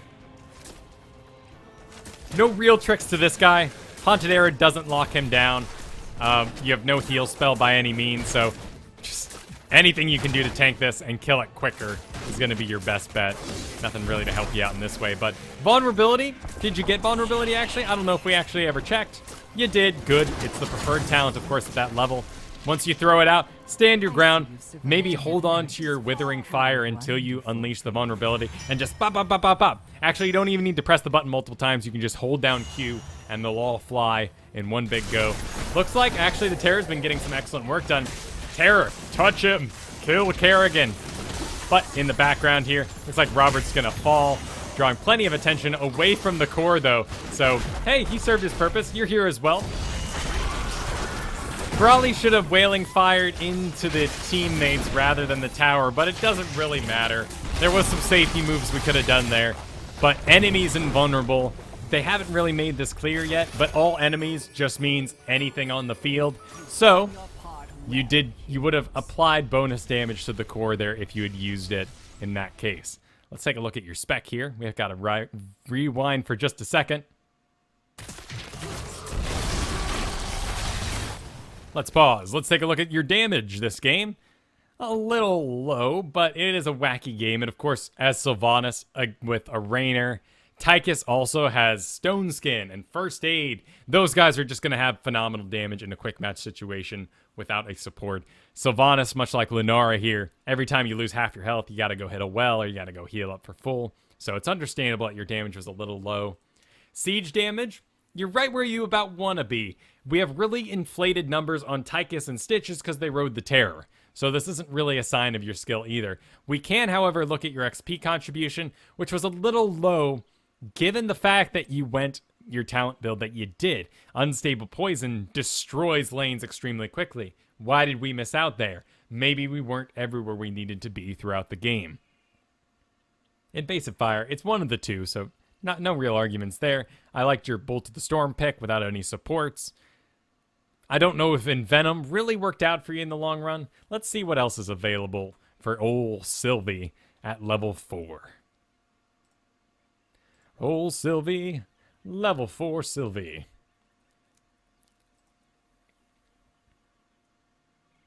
You know, let's see what Hot Dogs has to say today on the subject. That was purposely missaid. It's okay, guys. It's gonna be alright. Alright, Sylvanas.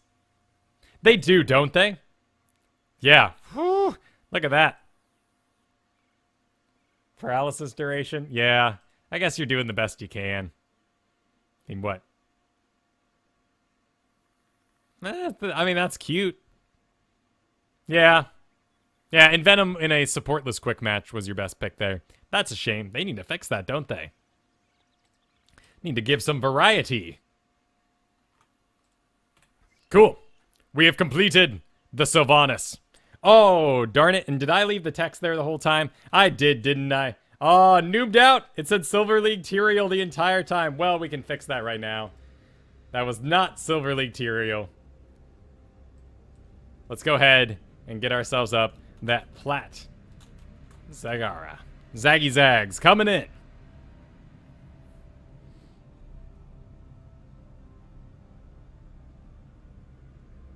Cheesy Bob says he's trying to get his wife into this game. And the first verse AI we did, we won. The treasure goblin flew around. And that's when she said, what the heck is that? Well, good. I'm glad she was inspired. It is a little trolly, isn't it, Denturin? The ho, ho, ho. The treasure goblin's just kind of festive. But the celebrating snowmen are a little strange, aren't they? But it makes me giggle. But I can see how it could be misconstrued as a bit of a troll on Blizzard's end.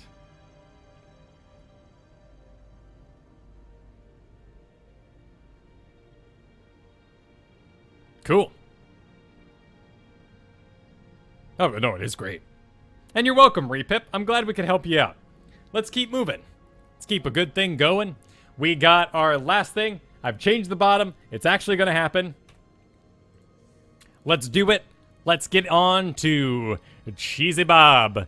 And Cheesy Bob is Zagara today, our Platinum Zagara. Blackhearts Bay, great map for Zagara, particularly in the lower leagues because no one's really going to get on you for cleaning up that creep. And you can often get away with a lot of things that you wouldn't otherwise.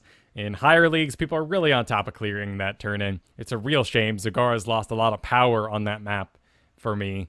I still end up probably taking Rexar the most if I don't have to fill out an actual team comp. But first picked Rexar seems to be my pick of choice on the old Blackhearts Bay.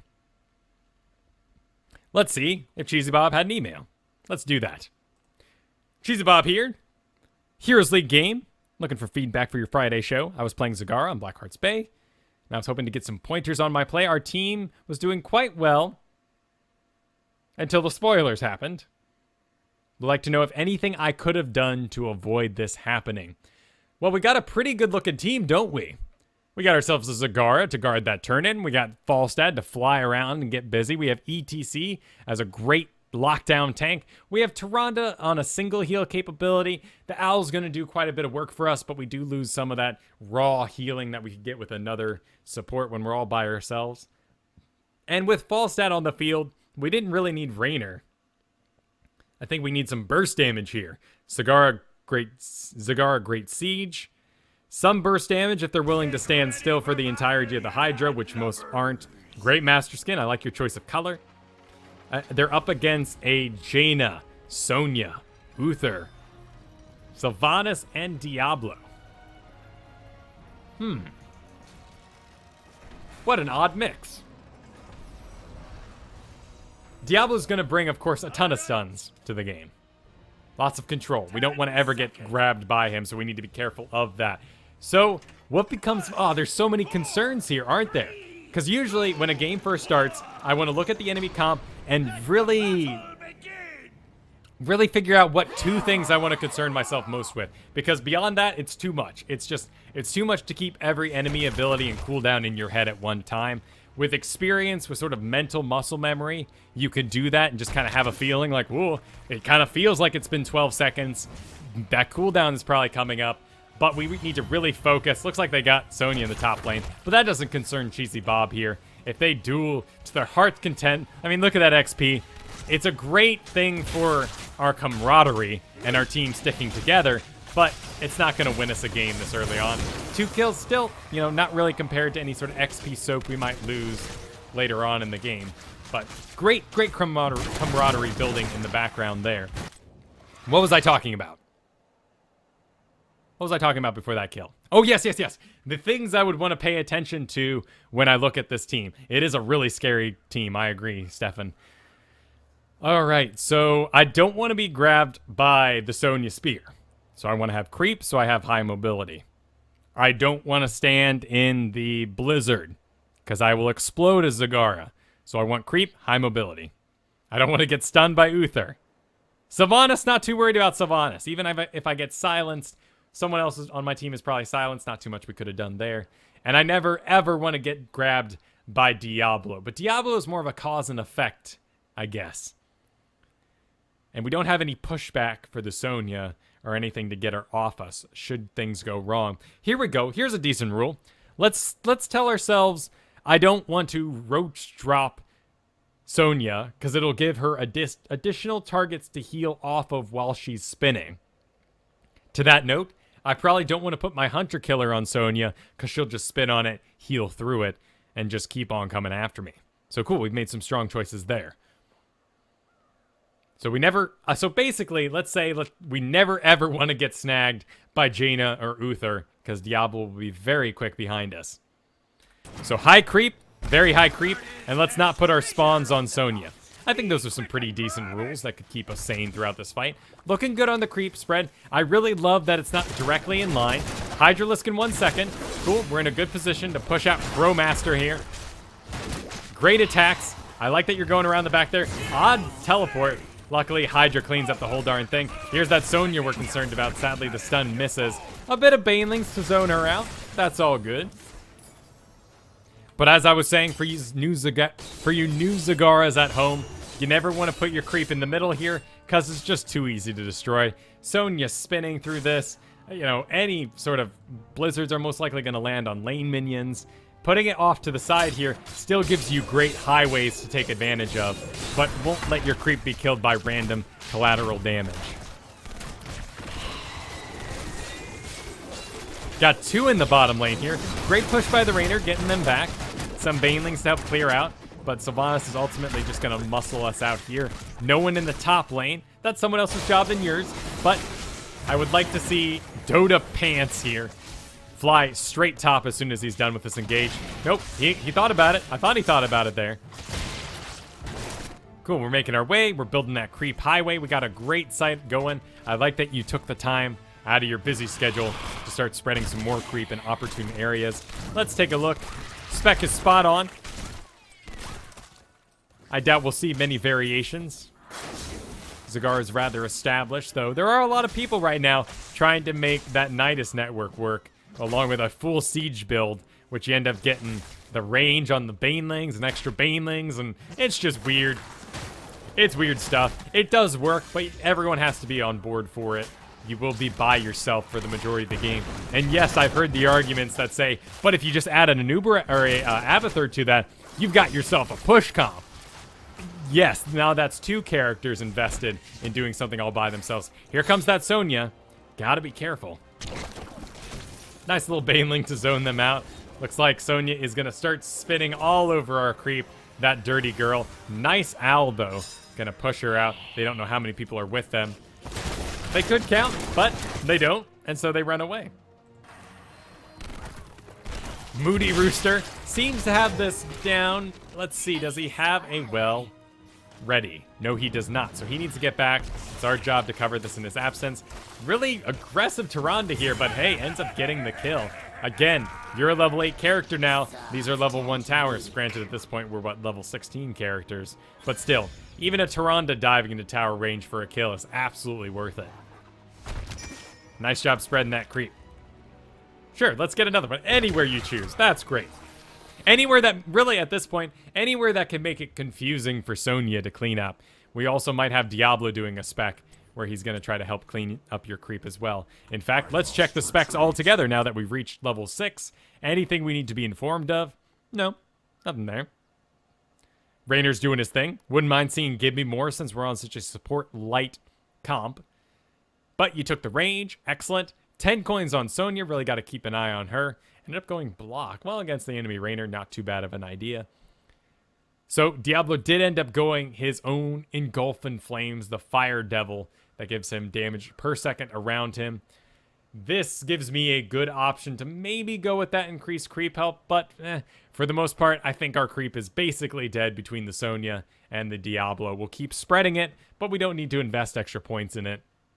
Anything else we need to know? Wow, Mercenary Lord Sonya. Well, actually, you know what? Reduced damage taken. She can solo a boss later on. Not a bad pick on Blackhearts Bay. And she's the bruiser, not doing any sort of weird solo tank thing. There's not 2 supports, so she doesn't have to go full damage to make up for some deficit. Actually, a pretty good choice. Oh, good. That's double neck guitar. Good. And prog rock, not my favorite, but it's okay. Just for a second there, I thought that was empowered attacks, and I didn't know ETC got it. Anyway, enough of my confusion. Let's get focused back on Cheesy Bob, our star here. Great creep spread. I love this. Nice and confusing as to where the center would be. If I walked into this, I might aim right here. I have no idea where that center is. All right, we're mobilized. Good to be up here. As much as we probably want to take this chest, other people are making the call for us. We can drop some stuff over that wall, sure. A Hydralisk even. Well, I might get a little confused in the background. Actually, would have done some major work. Sylvanas a little locked in here. Great body block, dude. That's going to be a great kill for us. Stake coming in. Well, as you can see, your Banelings did not go around that wall at all. That's a bit of a shame. Rainer locking you in. Now Diablo locking you a little bit. There's that stun on Uther we're really concerned about. And we end up falling. An exposed position for sure, but it looks like we end up coming out on top for now. It's really on the back of an ETC who's a little too low with no mana. Should be wailing on that guitar solo. Not sure what he was holding on to mana for in the first place. And you can see that Falstad and Rainer were really fighting for that same role there. Would have been better to have a Kael'thas as one of these guys anyway. For that burst damage. 2 sustain's going to take a little longer to kill something, though your overall DPS will be higher. Still would like to see a wizard somewhere in this comp.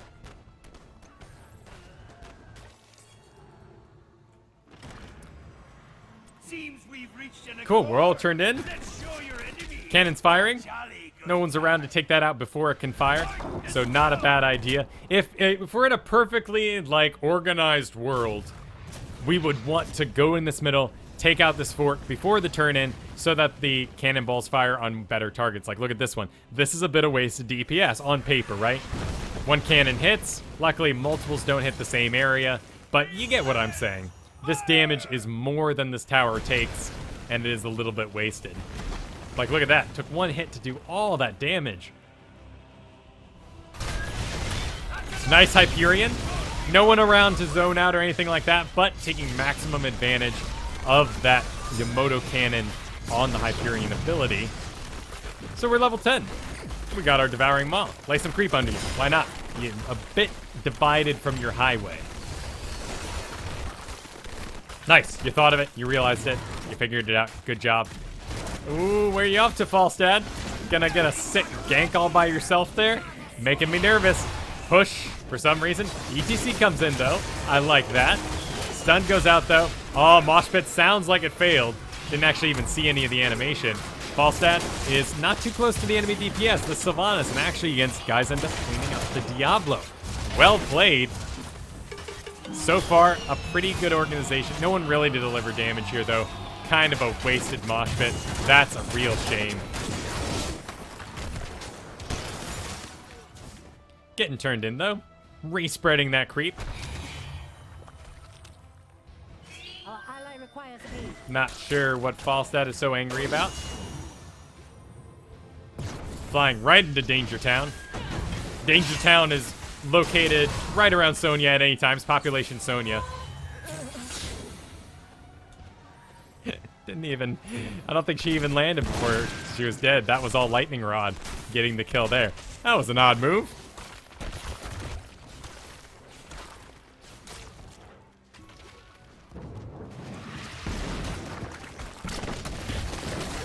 Yep. No. Rainer's defending. Your choice. We got a fort in the bottom. That's good. We can't help you, Merc. I don't know what he's talking about, so we'll just let it go.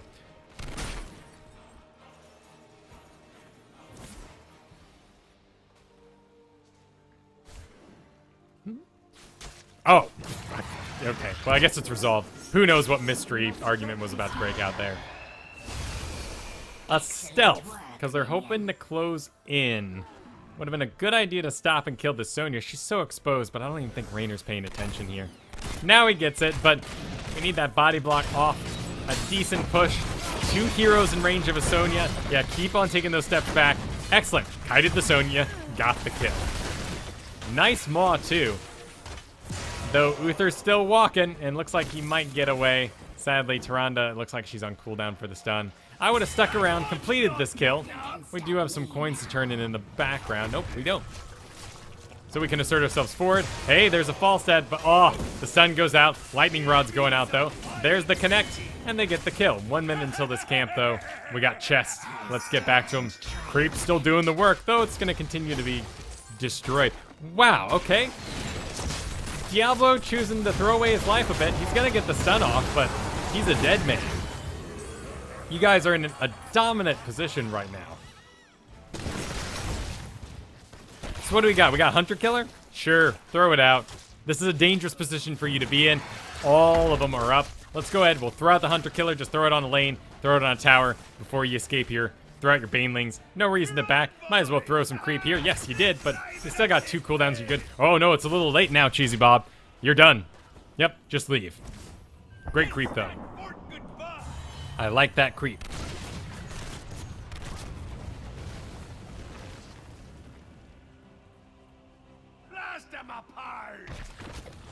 Interesting location. Pretty good against a Murky. But actually, the way creep works is it only has sight in a line. I don't think we have a good example out on the board here. No, we don't, but we can still talk about this here. So you can see here that the creep only shows where we've previously had sight of it. And it's actually spread completely in those directions. But we only have sight here and here just because the nature of the creep tumor is the thing giving the sight, not actually the creep that's on the ground. So this doesn't really provide us with much sight at all. Very cool idea, though. I kind of like it. But for those of you not in the know, the creep node, the tumor itself, is what's delivering sight. If it goes around a corner, you don't get any of that sight. I think that's different from how it works in StarCraft.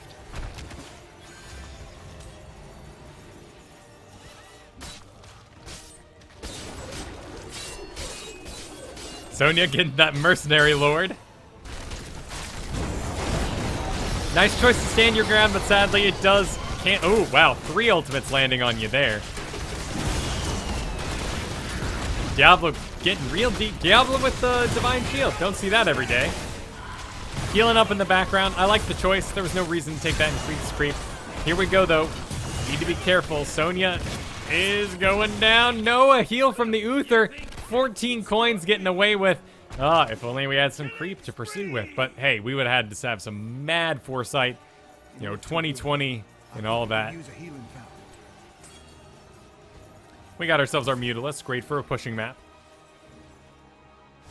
Got our 16. Assume we're going to do the 2 charges. It's what you do. It's okay to just put yourself in the middle of those guys and just shoot all those banelings off so they explode all over everything. Of course, in a straight line like that, it just hits the front targets. Here we go yet again, just hitting those front targets, never hitting that back one. So where you are positioned right now, probably that's where you should have been the whole time. Walk into the lane completely and let loose those banelings.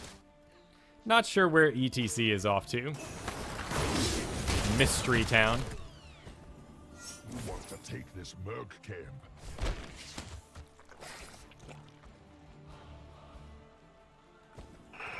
Everyone's really grouped up in the top lane. Good time to spread out the creep, though. We know where everyone is. Yeah, real aggressive. Excellent. Ooh, a Jaina out and about.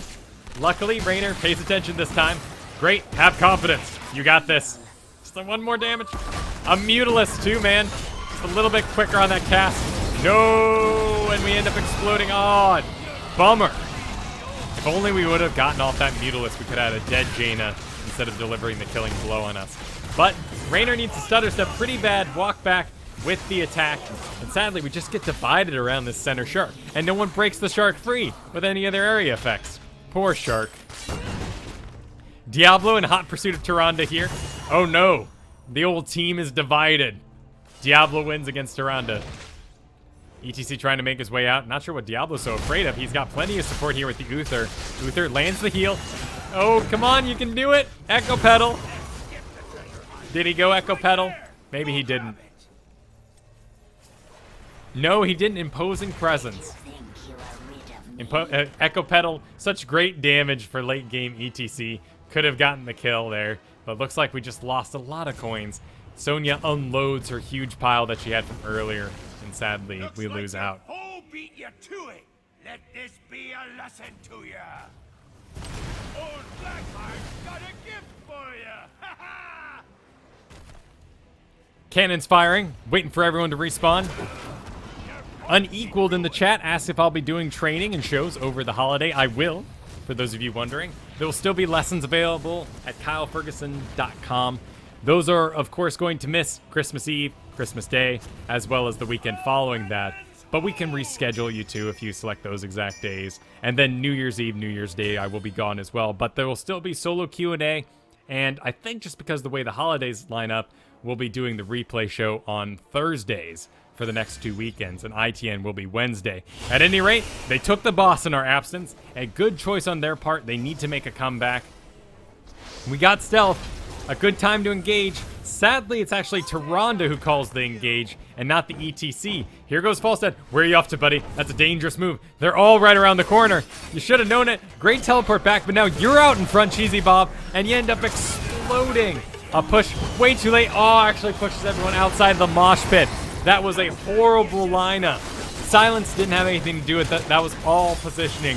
Could have been a sweet mod. Maul still would have been just, it would have been panicked. I don't know if on the back of it, it could have worked out. Of course, the Maul lands, then ETC power slides through it, gets off the mosh pit. You know, we have a dream scenario there, but still, you shouldn't have been leading the way. ETC seems like he's constantly a little too far back. And with sort of a more neutral ETC skin, maybe we can make the assumption that he was forced into tanking in this case. If you remember the draft, let me know, Cheesy Bob, and we'll be sure to let you. And we can inform the people here. But man, yes, absolutely chat, wrecked is correct. Spelled with an H and a K. Well, let's see what's going down in the bottom. You're right, but you're getting out in front of the tank. I would see this statement as a panic move and not support for my team, if that makes sense. It's kind of difference between saying, hey guys, at the start of a game, or let's win. Like, let's win sounds encouraging, but to me, who's played a lot of MOBAs, when I see let's win, I go, that's the guy who's probably going to troll. That's the guy who's frustrated after a night of losing. So watch some of those, you know, slightly could be encouraging statements, but often they just sort of fall on deaf ears and make you seem more stressed out than you might be. Fall says, okay, there's the Maul. There's the Maul. It's up to ETC to complete it, but he gets held back. He gets held back by the Diablo. Great zone by the Diablo. 2 levels up, level 20. They destroy it. ETC gets too far out ahead. Again, he was in the back. His dive took him forward, past where your team was actually located, and you all end up exploding. So bad engage on part of the ETC. He should have positioned himself past the Diablo, but then Diablo would have been free to run through your whole team. There's a lot he could have done. Really, that entire fight came down to pure panic because Falstead was out of position. And sure, Falstead can say he was going to gust. You know, he doesn't know what happened. There's nothing he could have done. He was in a bad position. The fact that he got stunned isn't what killed him. It was that he was up past the tank that got him killed. And this push is probably going to be way too powerful. In fact, we never closed our little spoiler box here so we can see that this is going to be what finishes it out. Bit of a shame, right? Oh, and looks like Falstad's got one more death in him. Nope, he escapes.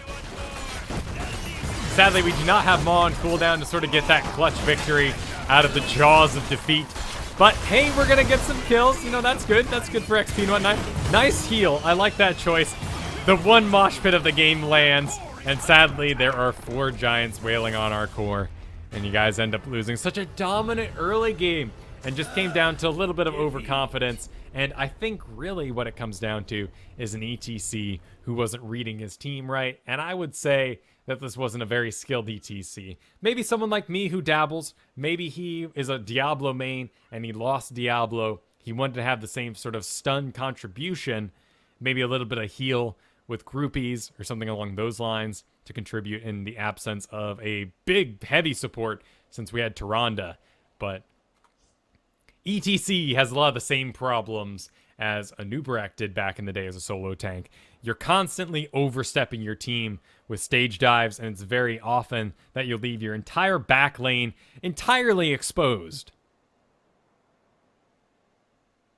Cheesy Bob says, if I could have changed one thing, I would have not ran in all the time. That's a good choice. Your tank wasn't particularly good, in my opinion, so it was a little rough, but hang back. Let someone like Raynor, who's a decent off-tank just because he has the heal. Granted, he didn't take Give Me More here, but he could have been the one you followed. Just let someone else in front of you. Falstad did the exact same thing, and the team fell apart as soon as they got their talents together.